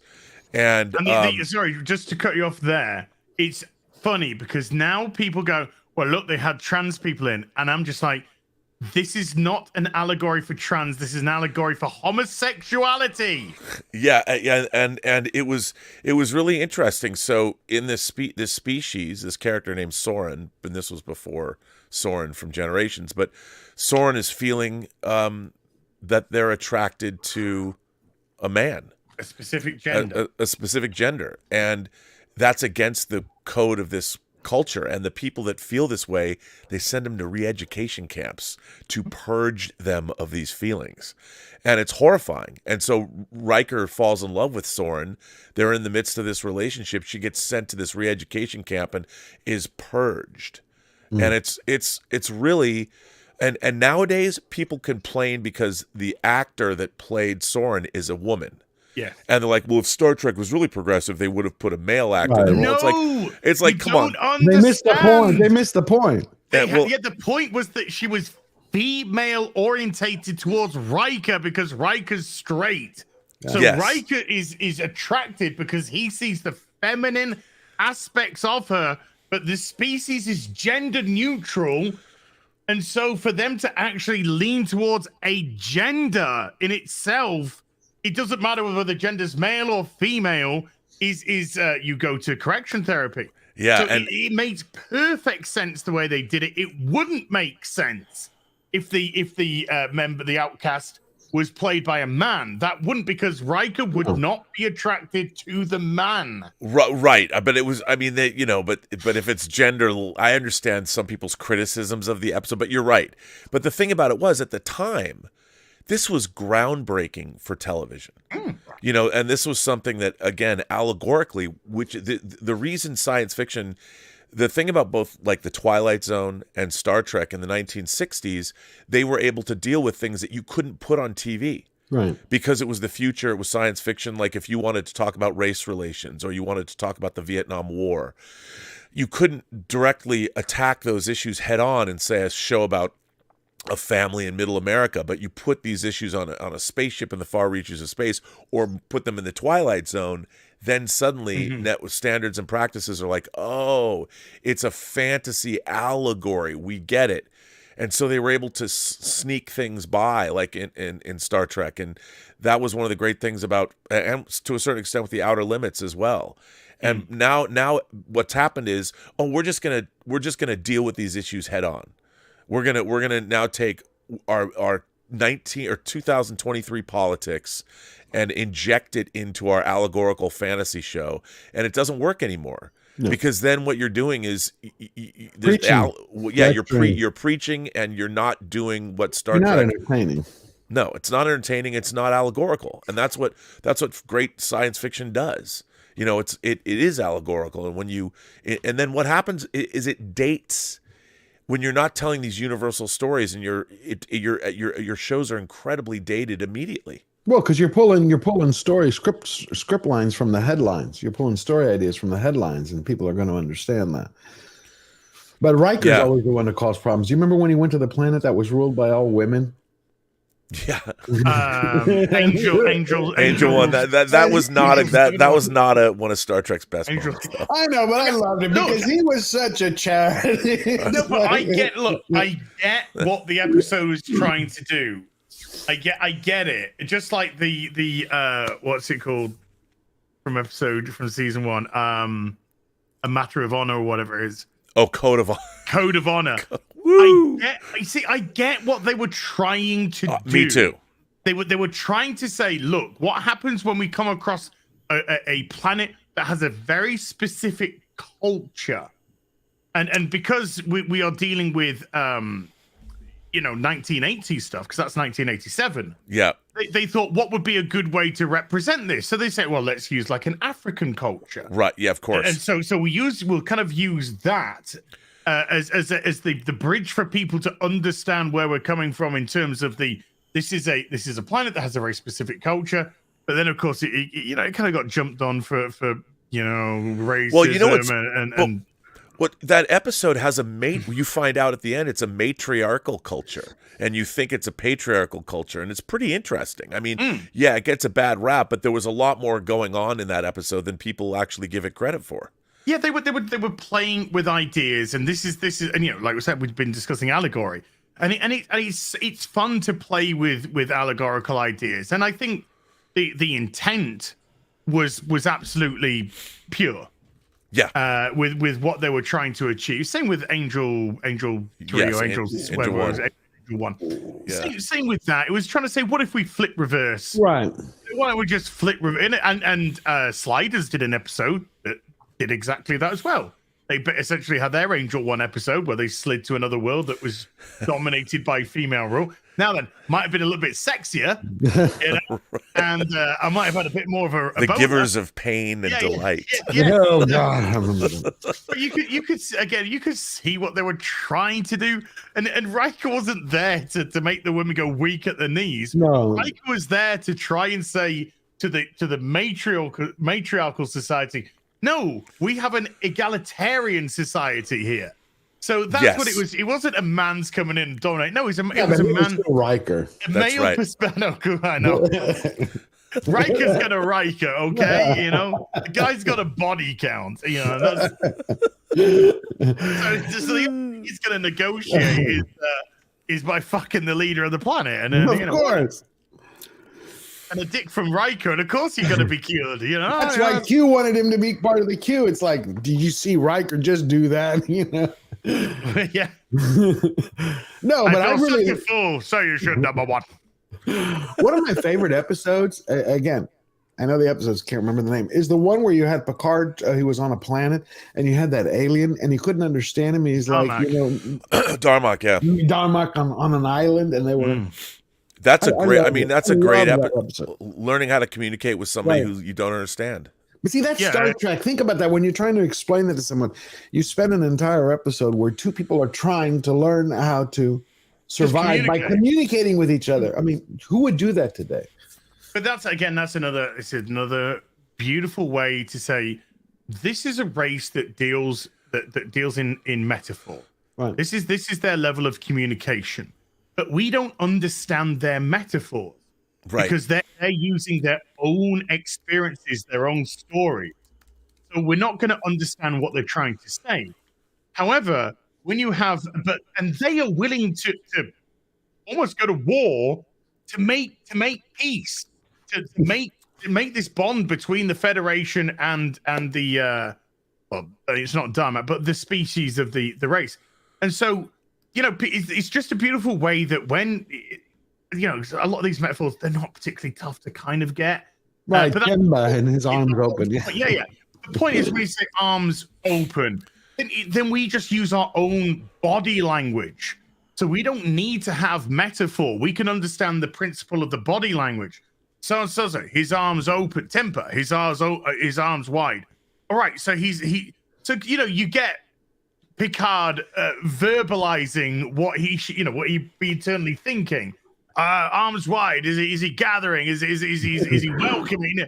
So he's kind of going through all the ideas which we as the audience should automatically be going through. It's a very clever way to pretend to be very complex, but at the same time allow your audience to play along. Totally. But it's win. Think about it. There's not a lot of action, and I mean, they fight that invisible creature when Picard, but most of it is protecting Picard and Picard trying to communicate with Darmok. And then you have Deanna explaining the power of communication and how would you know that this would mean water when she's talking to Picard before, or was it Picard or Riker before they go down on the planet? Like, how would you understand what this meant? If you just dropped on this planet and I said this, what does that mean to you? Does that mean water to you? Does that mean that? That was powerful storytelling at its best. I think that's what's missing. One of the greatest episodes of TNG. I totally agree, and I think that is missing from Star Trek. What's been missing from Star Trek are big ideas. Big idea. And instead we get kids that crash on planets and suddenly they get dilithium in their DNA and they scream loud enough and they destroy all the dilithium in the universe, causing a. Where's that from? Star Trek Discovery. I haven't watched it. Okay, it's the dumbest.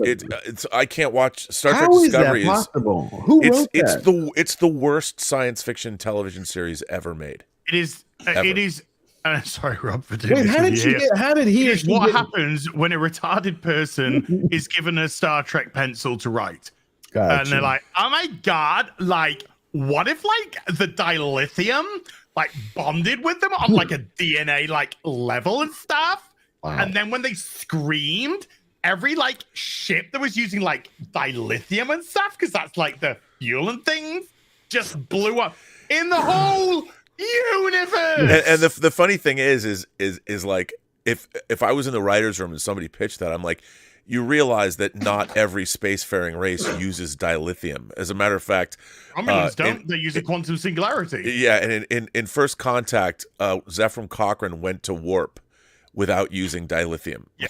I mean, but they don't know that. So when you watch this, and they based an entire season around this thing, and when you're watching this, as a Star Trek fan, I'm like, you realize there's other ways to travel, and of course nobody knows this, and it's because the people that made the show don't know that either. And they haven't got a clue. Not a clue. And when How you're did watching, they get hired?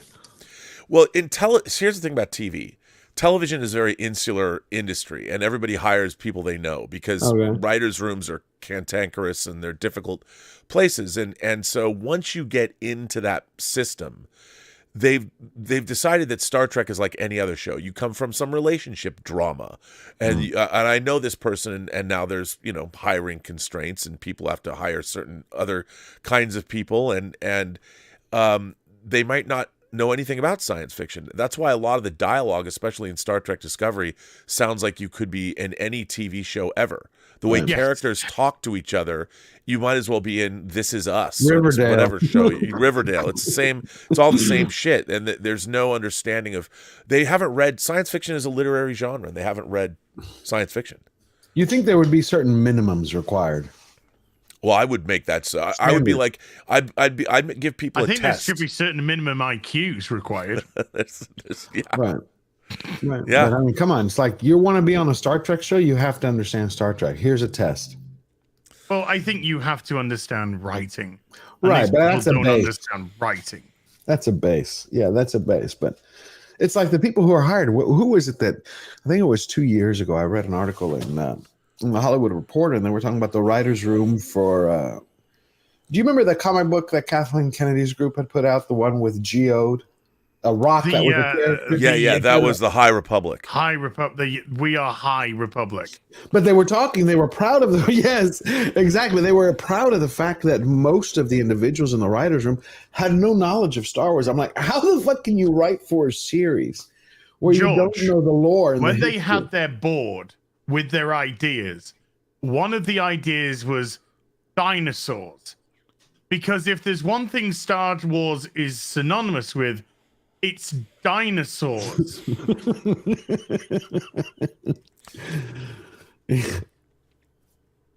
Crazy. See, even Gary says it.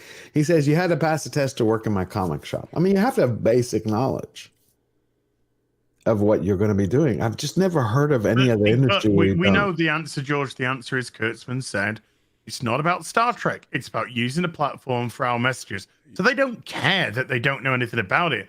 They think saying the word dilithium, trilithium, something like warp, something like that makes, oh, look, there's a dilithium warp thing.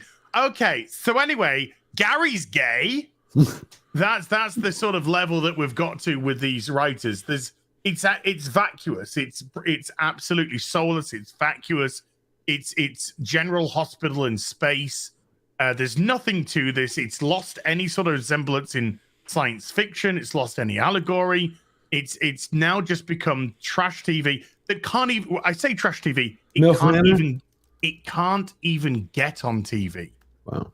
So do you think there's a shot of after Picard season 3 if it does well enough to continue with Terry Matalas? Or something with him running Star Trek in any way? Here's the thing. The only way anything like that occurs is if the numbers hold up. Like if people watch it and they see that it was there was a bump in Star Trek Picard season 3's numbers compared to seasons 1 and 2 or compared to other shows. It's all about real time. I mean, they can see real-time analytics and how many people watch it in the overnights and how many people watch it over the course of a week. It's all just about numbers. And does anybody subscribe based on Picard season 3?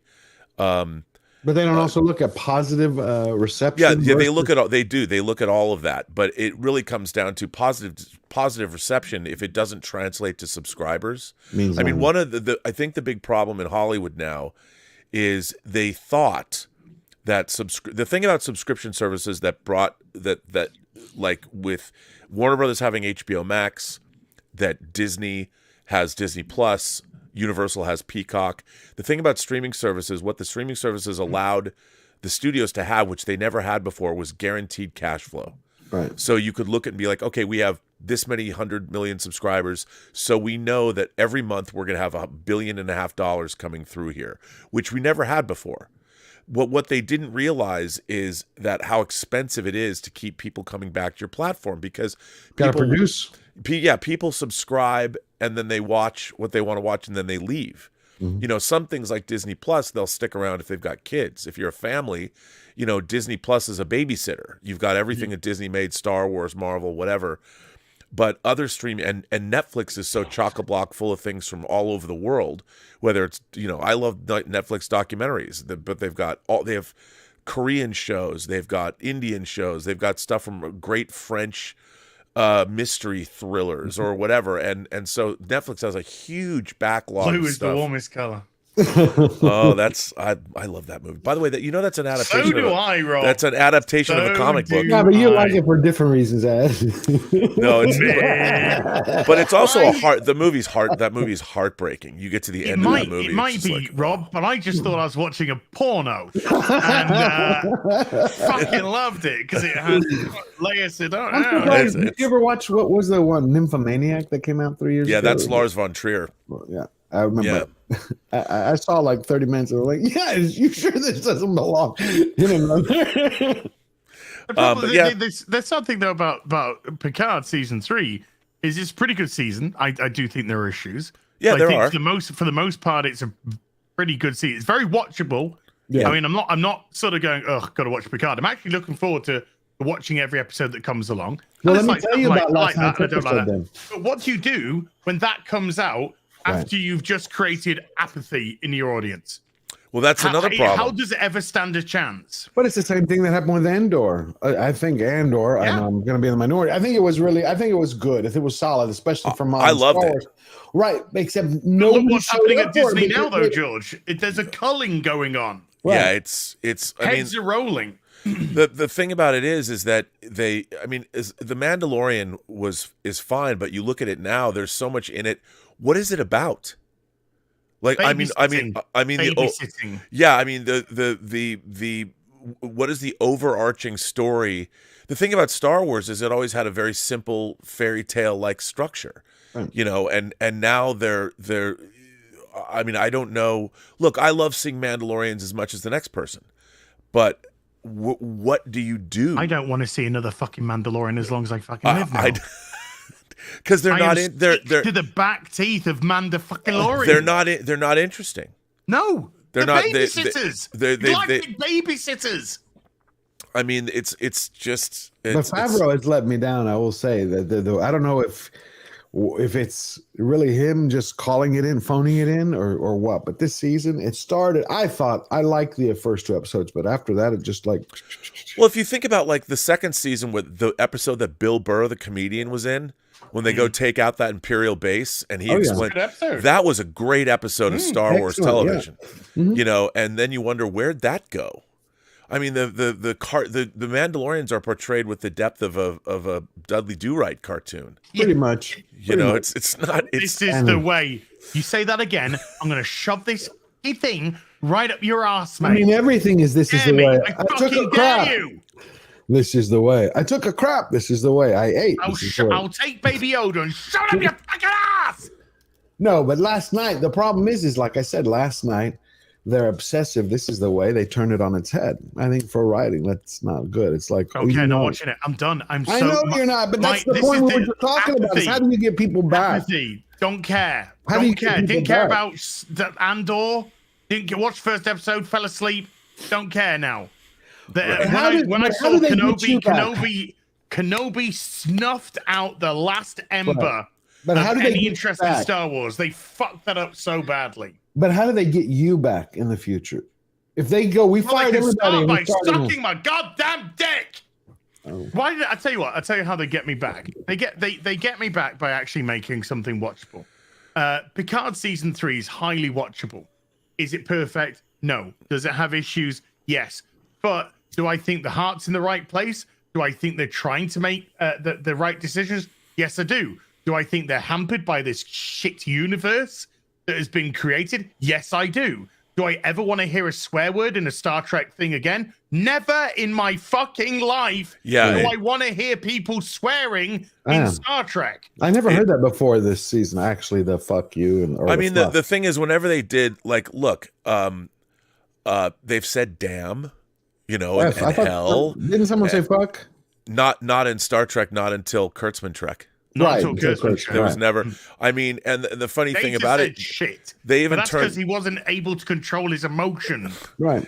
And Kirk, you know, in Star Trek 4, they make a joke of it. Your use of colorful metaphors. Colorful metaphors. You know, and you know, double ass on you. You know, and the whole thing that, again, as 4-quadrant entertainment, there's really no reason, and I'm no prude, but there's no reason to have when you suddenly it's obtrusive. When someone says "fuck" in Star Trek, I'm like, wait, what? It breaks me. There's a shredding of the suspension of disbelief. At least the way I've watched it. It's like, what did I just see? Oh. Yep, and it's really interesting. I mean, I'm on a TV show. It's weird. I mean, it's like if you're watching Lord of the Rings, and all of a sudden you see Aragorn saying "fuck." Let's kill those fucking orcs. Yeah. What? Anyway. I'm waiting for that in Rings of Power season 2. Well, and that's the funny thing is that the thing about Star Trek is they speak kind of a proper. It doesn't have a lot of colloquialisms in the way they talk by design. Because it's part of the believability of the future they're portraying. If somebody started to use Cockney rhyming slang or something, you know, people would be like, "Wait, what?"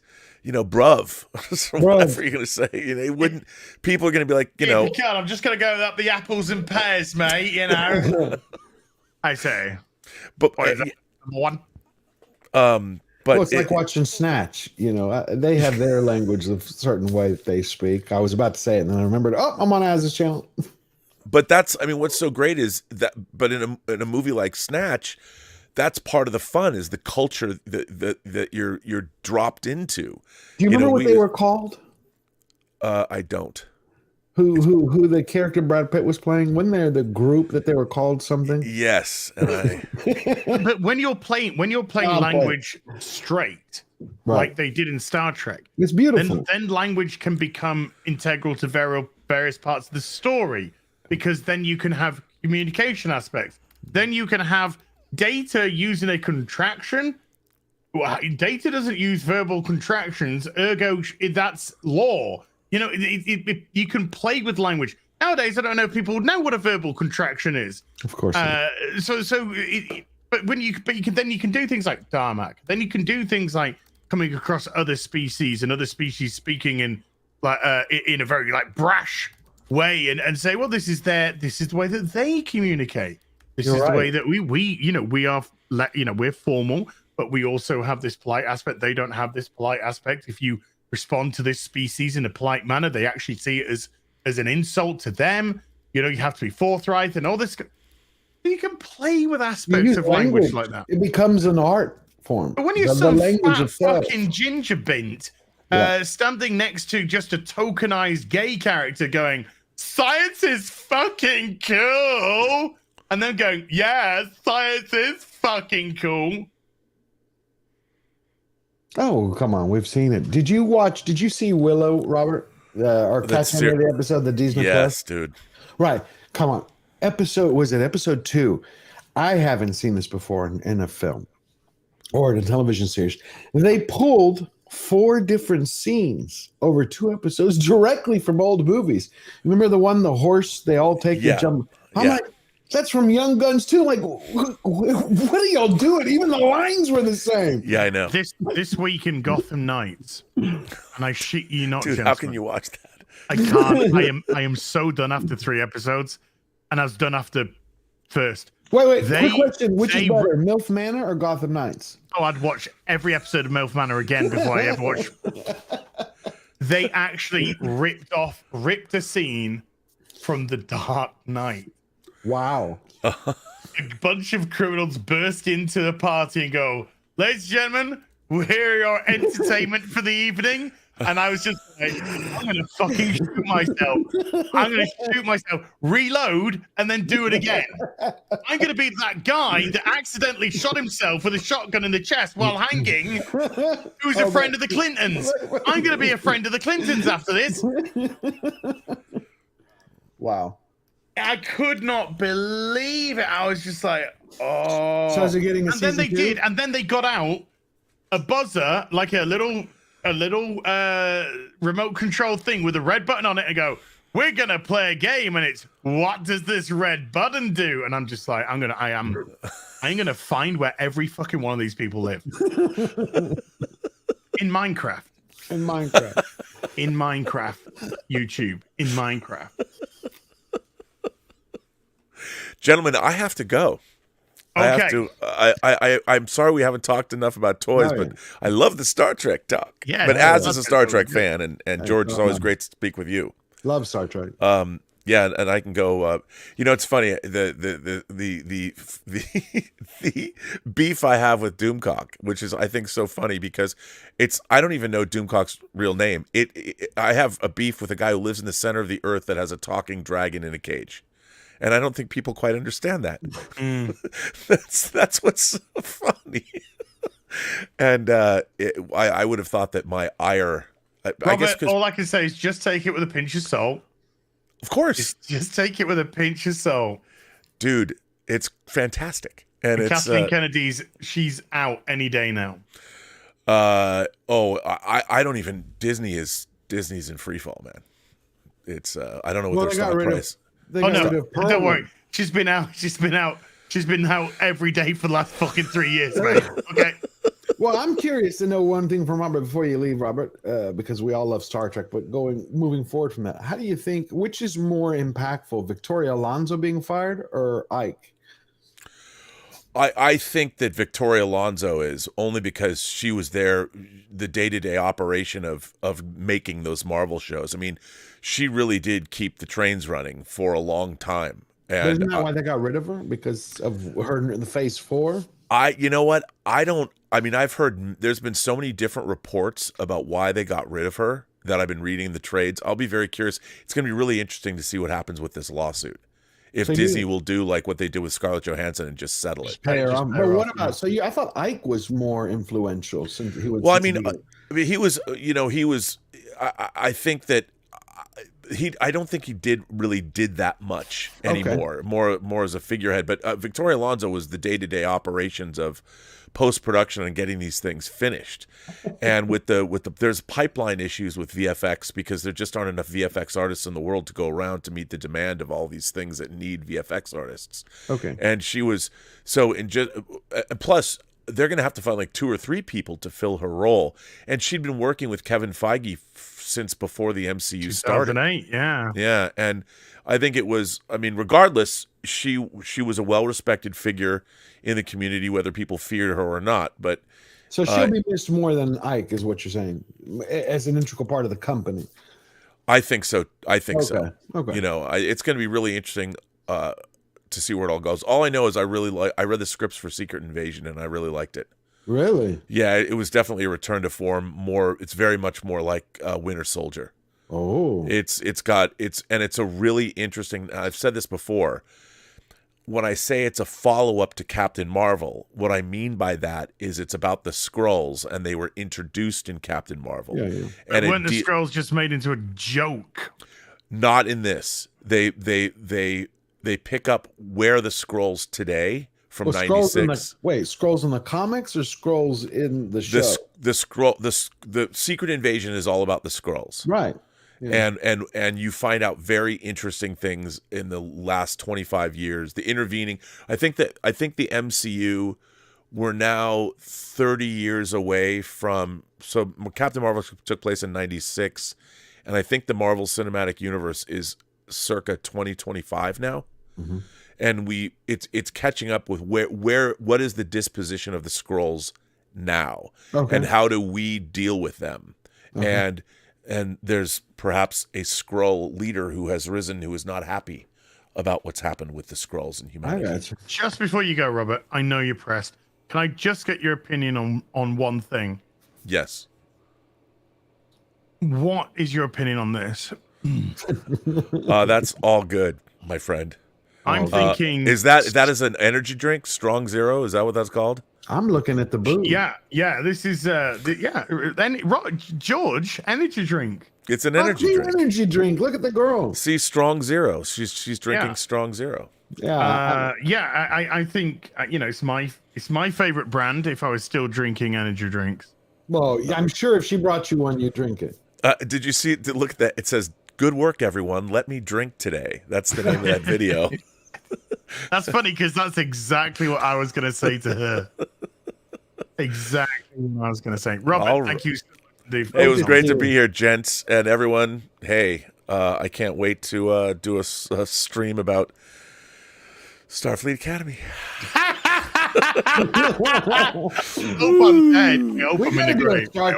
I'm sharpening my X-Acto knives. Hell yeah. All right, gentlemen, I will talk with you later. Thank you. Take care. Mm-hmm. We have to do a Star Trek 2 or 3 hours. We have to do a Star Trek. What the fuck does that mean, George? That means we have to. We have to do a Star Trek. Yes, we just did. I know, again, because that was fun. We always have fun. But I love talking about Star Trek. I love when Robert's on. I just don't remember. Inevitably veers towards Star Trek anyway. Right. I did like the energy drink. You know, I've really only had one energy drink in my life. I drink a lot of sodas, but I've only had one Red Bull. I never what did. What energy drink? Red Bull. Once I had a Red Bull. No. What energy? Why are you bringing? What are you talking about? Energy drinks for? The girl that you were showing. What about her? Girl? I was like, that looked like an interesting energy drink. I don't give a fuck about the energy drink. I just thought about fucking Barry Anyway. That's what I said. I was looking at the tits and you were talking about the energy drink. I'm like, fuck the energy drink. Look at the. So we're on the same page. That's good to know. George, we are not on the same page because you clearly do not get subtlety. I'm not subtle. I'm a 2x4. Let's go through some supers. I could get her if I wanted. But what if she brought you an energy drink? Would you drink it? There you go. That's the true test. Let's just say we'll pour it somewhere and we'll have some fun. Ezra Miller cellmate with a $2 is. Did you say Ezra Miller's cellmate? Ezra Miller's cellmate, yeah. He likes to super chat. He likes to super chat when he's got a minute. It's very difficult because Ezra Miller's trying to, do stuff. Have y'all seen Wheeljack's design in ROTB trash? Yes. Trash. I'm not interested in that nonsense. That's not Transformers. Jake Skywalker, the $2 as I just ordered the 1 in 10 Battle of New York Iron Man. Oh, nice. Maxim M with a £5 says, "Oh yeah, RMB in the house to toys, mostly Star Trek, but yeah. Get in there." Die Dinks with a £10 says, "The Fantastic 3, what a treat." And John Keeley with a £10 says, "Yes, RMB is back in the HAWT toy house." Welcome back, Robert. Always good to have Robert here. Oh, yeah. Pasty Copper Top with a $2 says, "Happy to see the gang back together. Toy talk." Manowar 665 Neighbor of the Beast with $6.65 super chat says, if something has the brand Hidden Outhouse stamped on it, it's gonna reek. Oh yeah. Thanks for shit. Die Dinks again with a £10 says, "Thanks to Robert, I've fallen back in love with Star Trek, the original series, TNG, Voyager, the films, Blu-rays and 4Ks heading my way.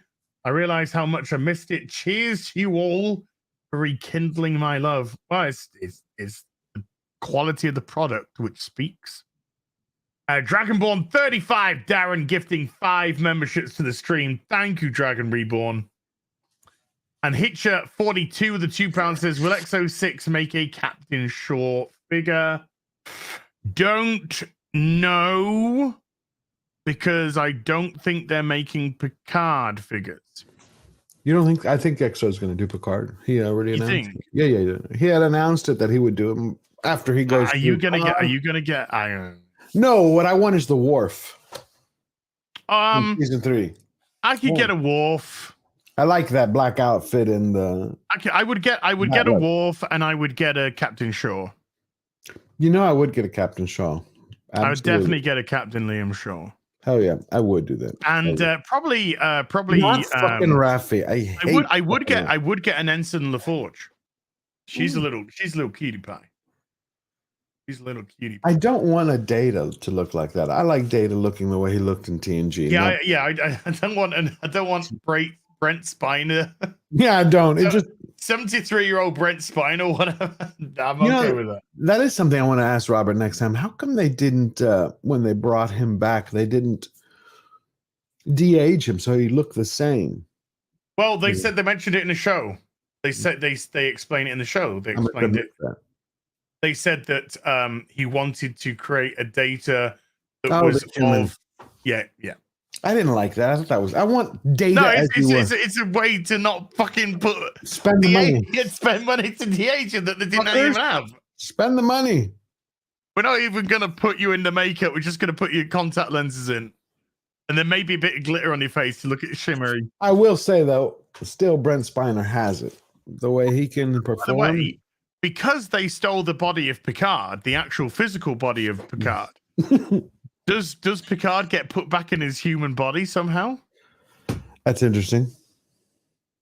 Only to just because they've made it very clear that he's a fucking in a cybernetic body. Well, they've said it 3 times now so far. I think, yeah. Because his son has said it.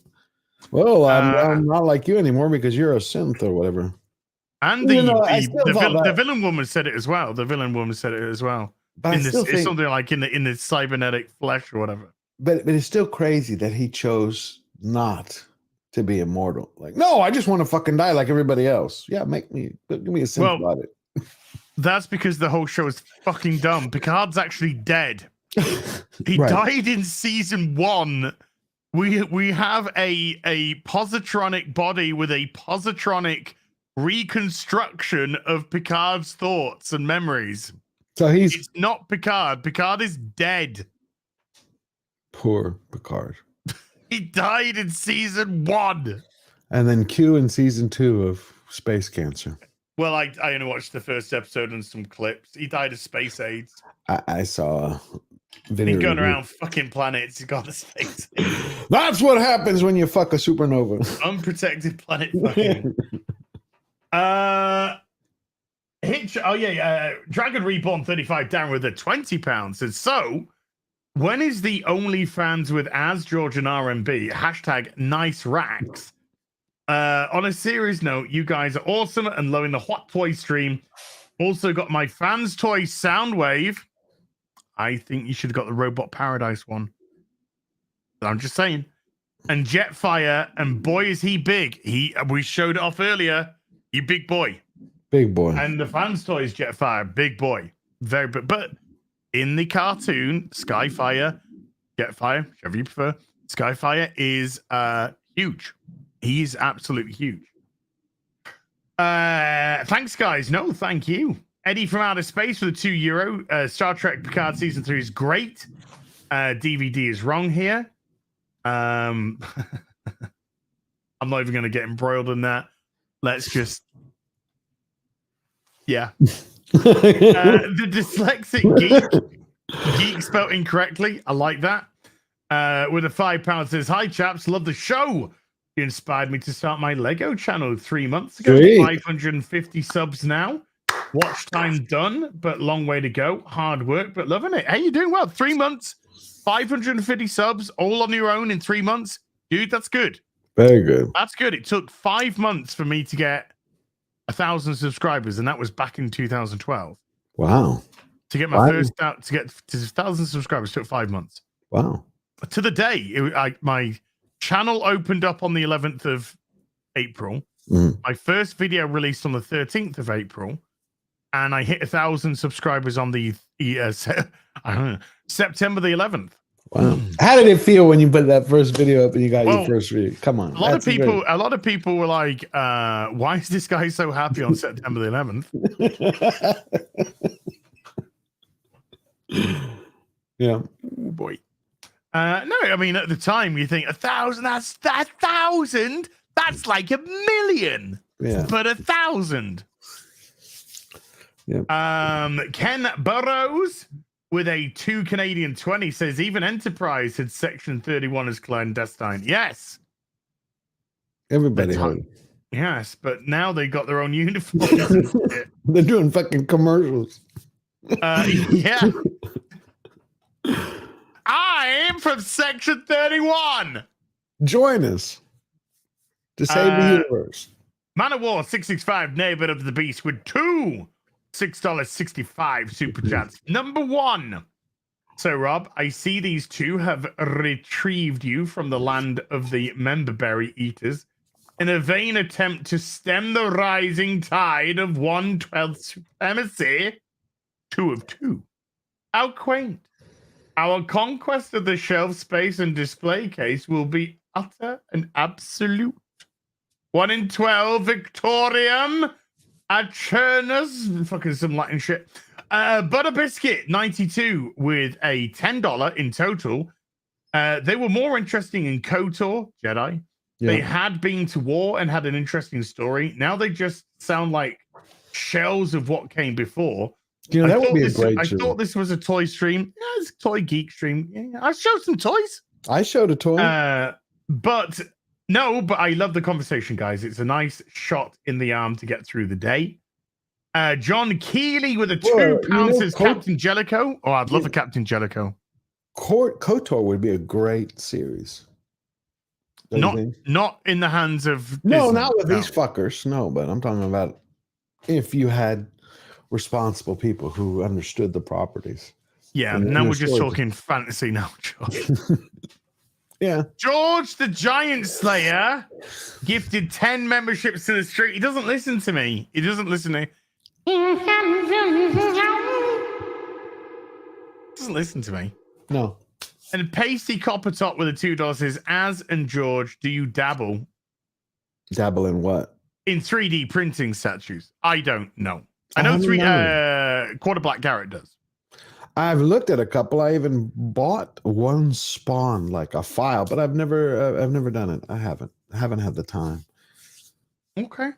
But ladies and gentlemen, time at the bar, please. George, is there anything you'd like to plug before we go, sir? I'd like to plug a lot of things. Like, I'm going to plug the shit out of that fucking bed. I'm going to have a fucking legs on. Boobs. I'm a boob man. But legs good too. No, I've been working on this Hollywood history video, going from the beginning, and that's going to be coming out Sunday. So we're going to go through silent films all the way to final phase woke tartary. And it's basically up to Hollywood. You know, are they going to evolve? Or are they going to go extinct? Because they've been here before. That's what I've been working on. And then I cannot wait till we get back together next week. I think we need another stream, like 2. George. Fuck off. I am barely getting... I barely have a moment to myself right now. Why do you need one? Because after this stream, I'm going to be streaming some more Conan Exiles. Well, I'm going to join you. Well, you got the deets. I keep having a problem with this. I told you. It's like my controller is not working properly with the Conan. I don't play with a controller. You told me you played with the controller with Sons of the Forest and with... yeah, but it's not Conan. Are you sure I don't require the controller? Yeah. Keyboard mouse, that's all you need. Okay. Keyboard mouse, baby. Okay, I'll try that. Keyboard mouse? I'll try it. Keyboard mouse. That sounds like an S&M thing. Keyboard mouse. What is wrong with you? I've been hanging around you. I'm gonna fill up my water, and I'm gonna fire up a Conan stream. If George will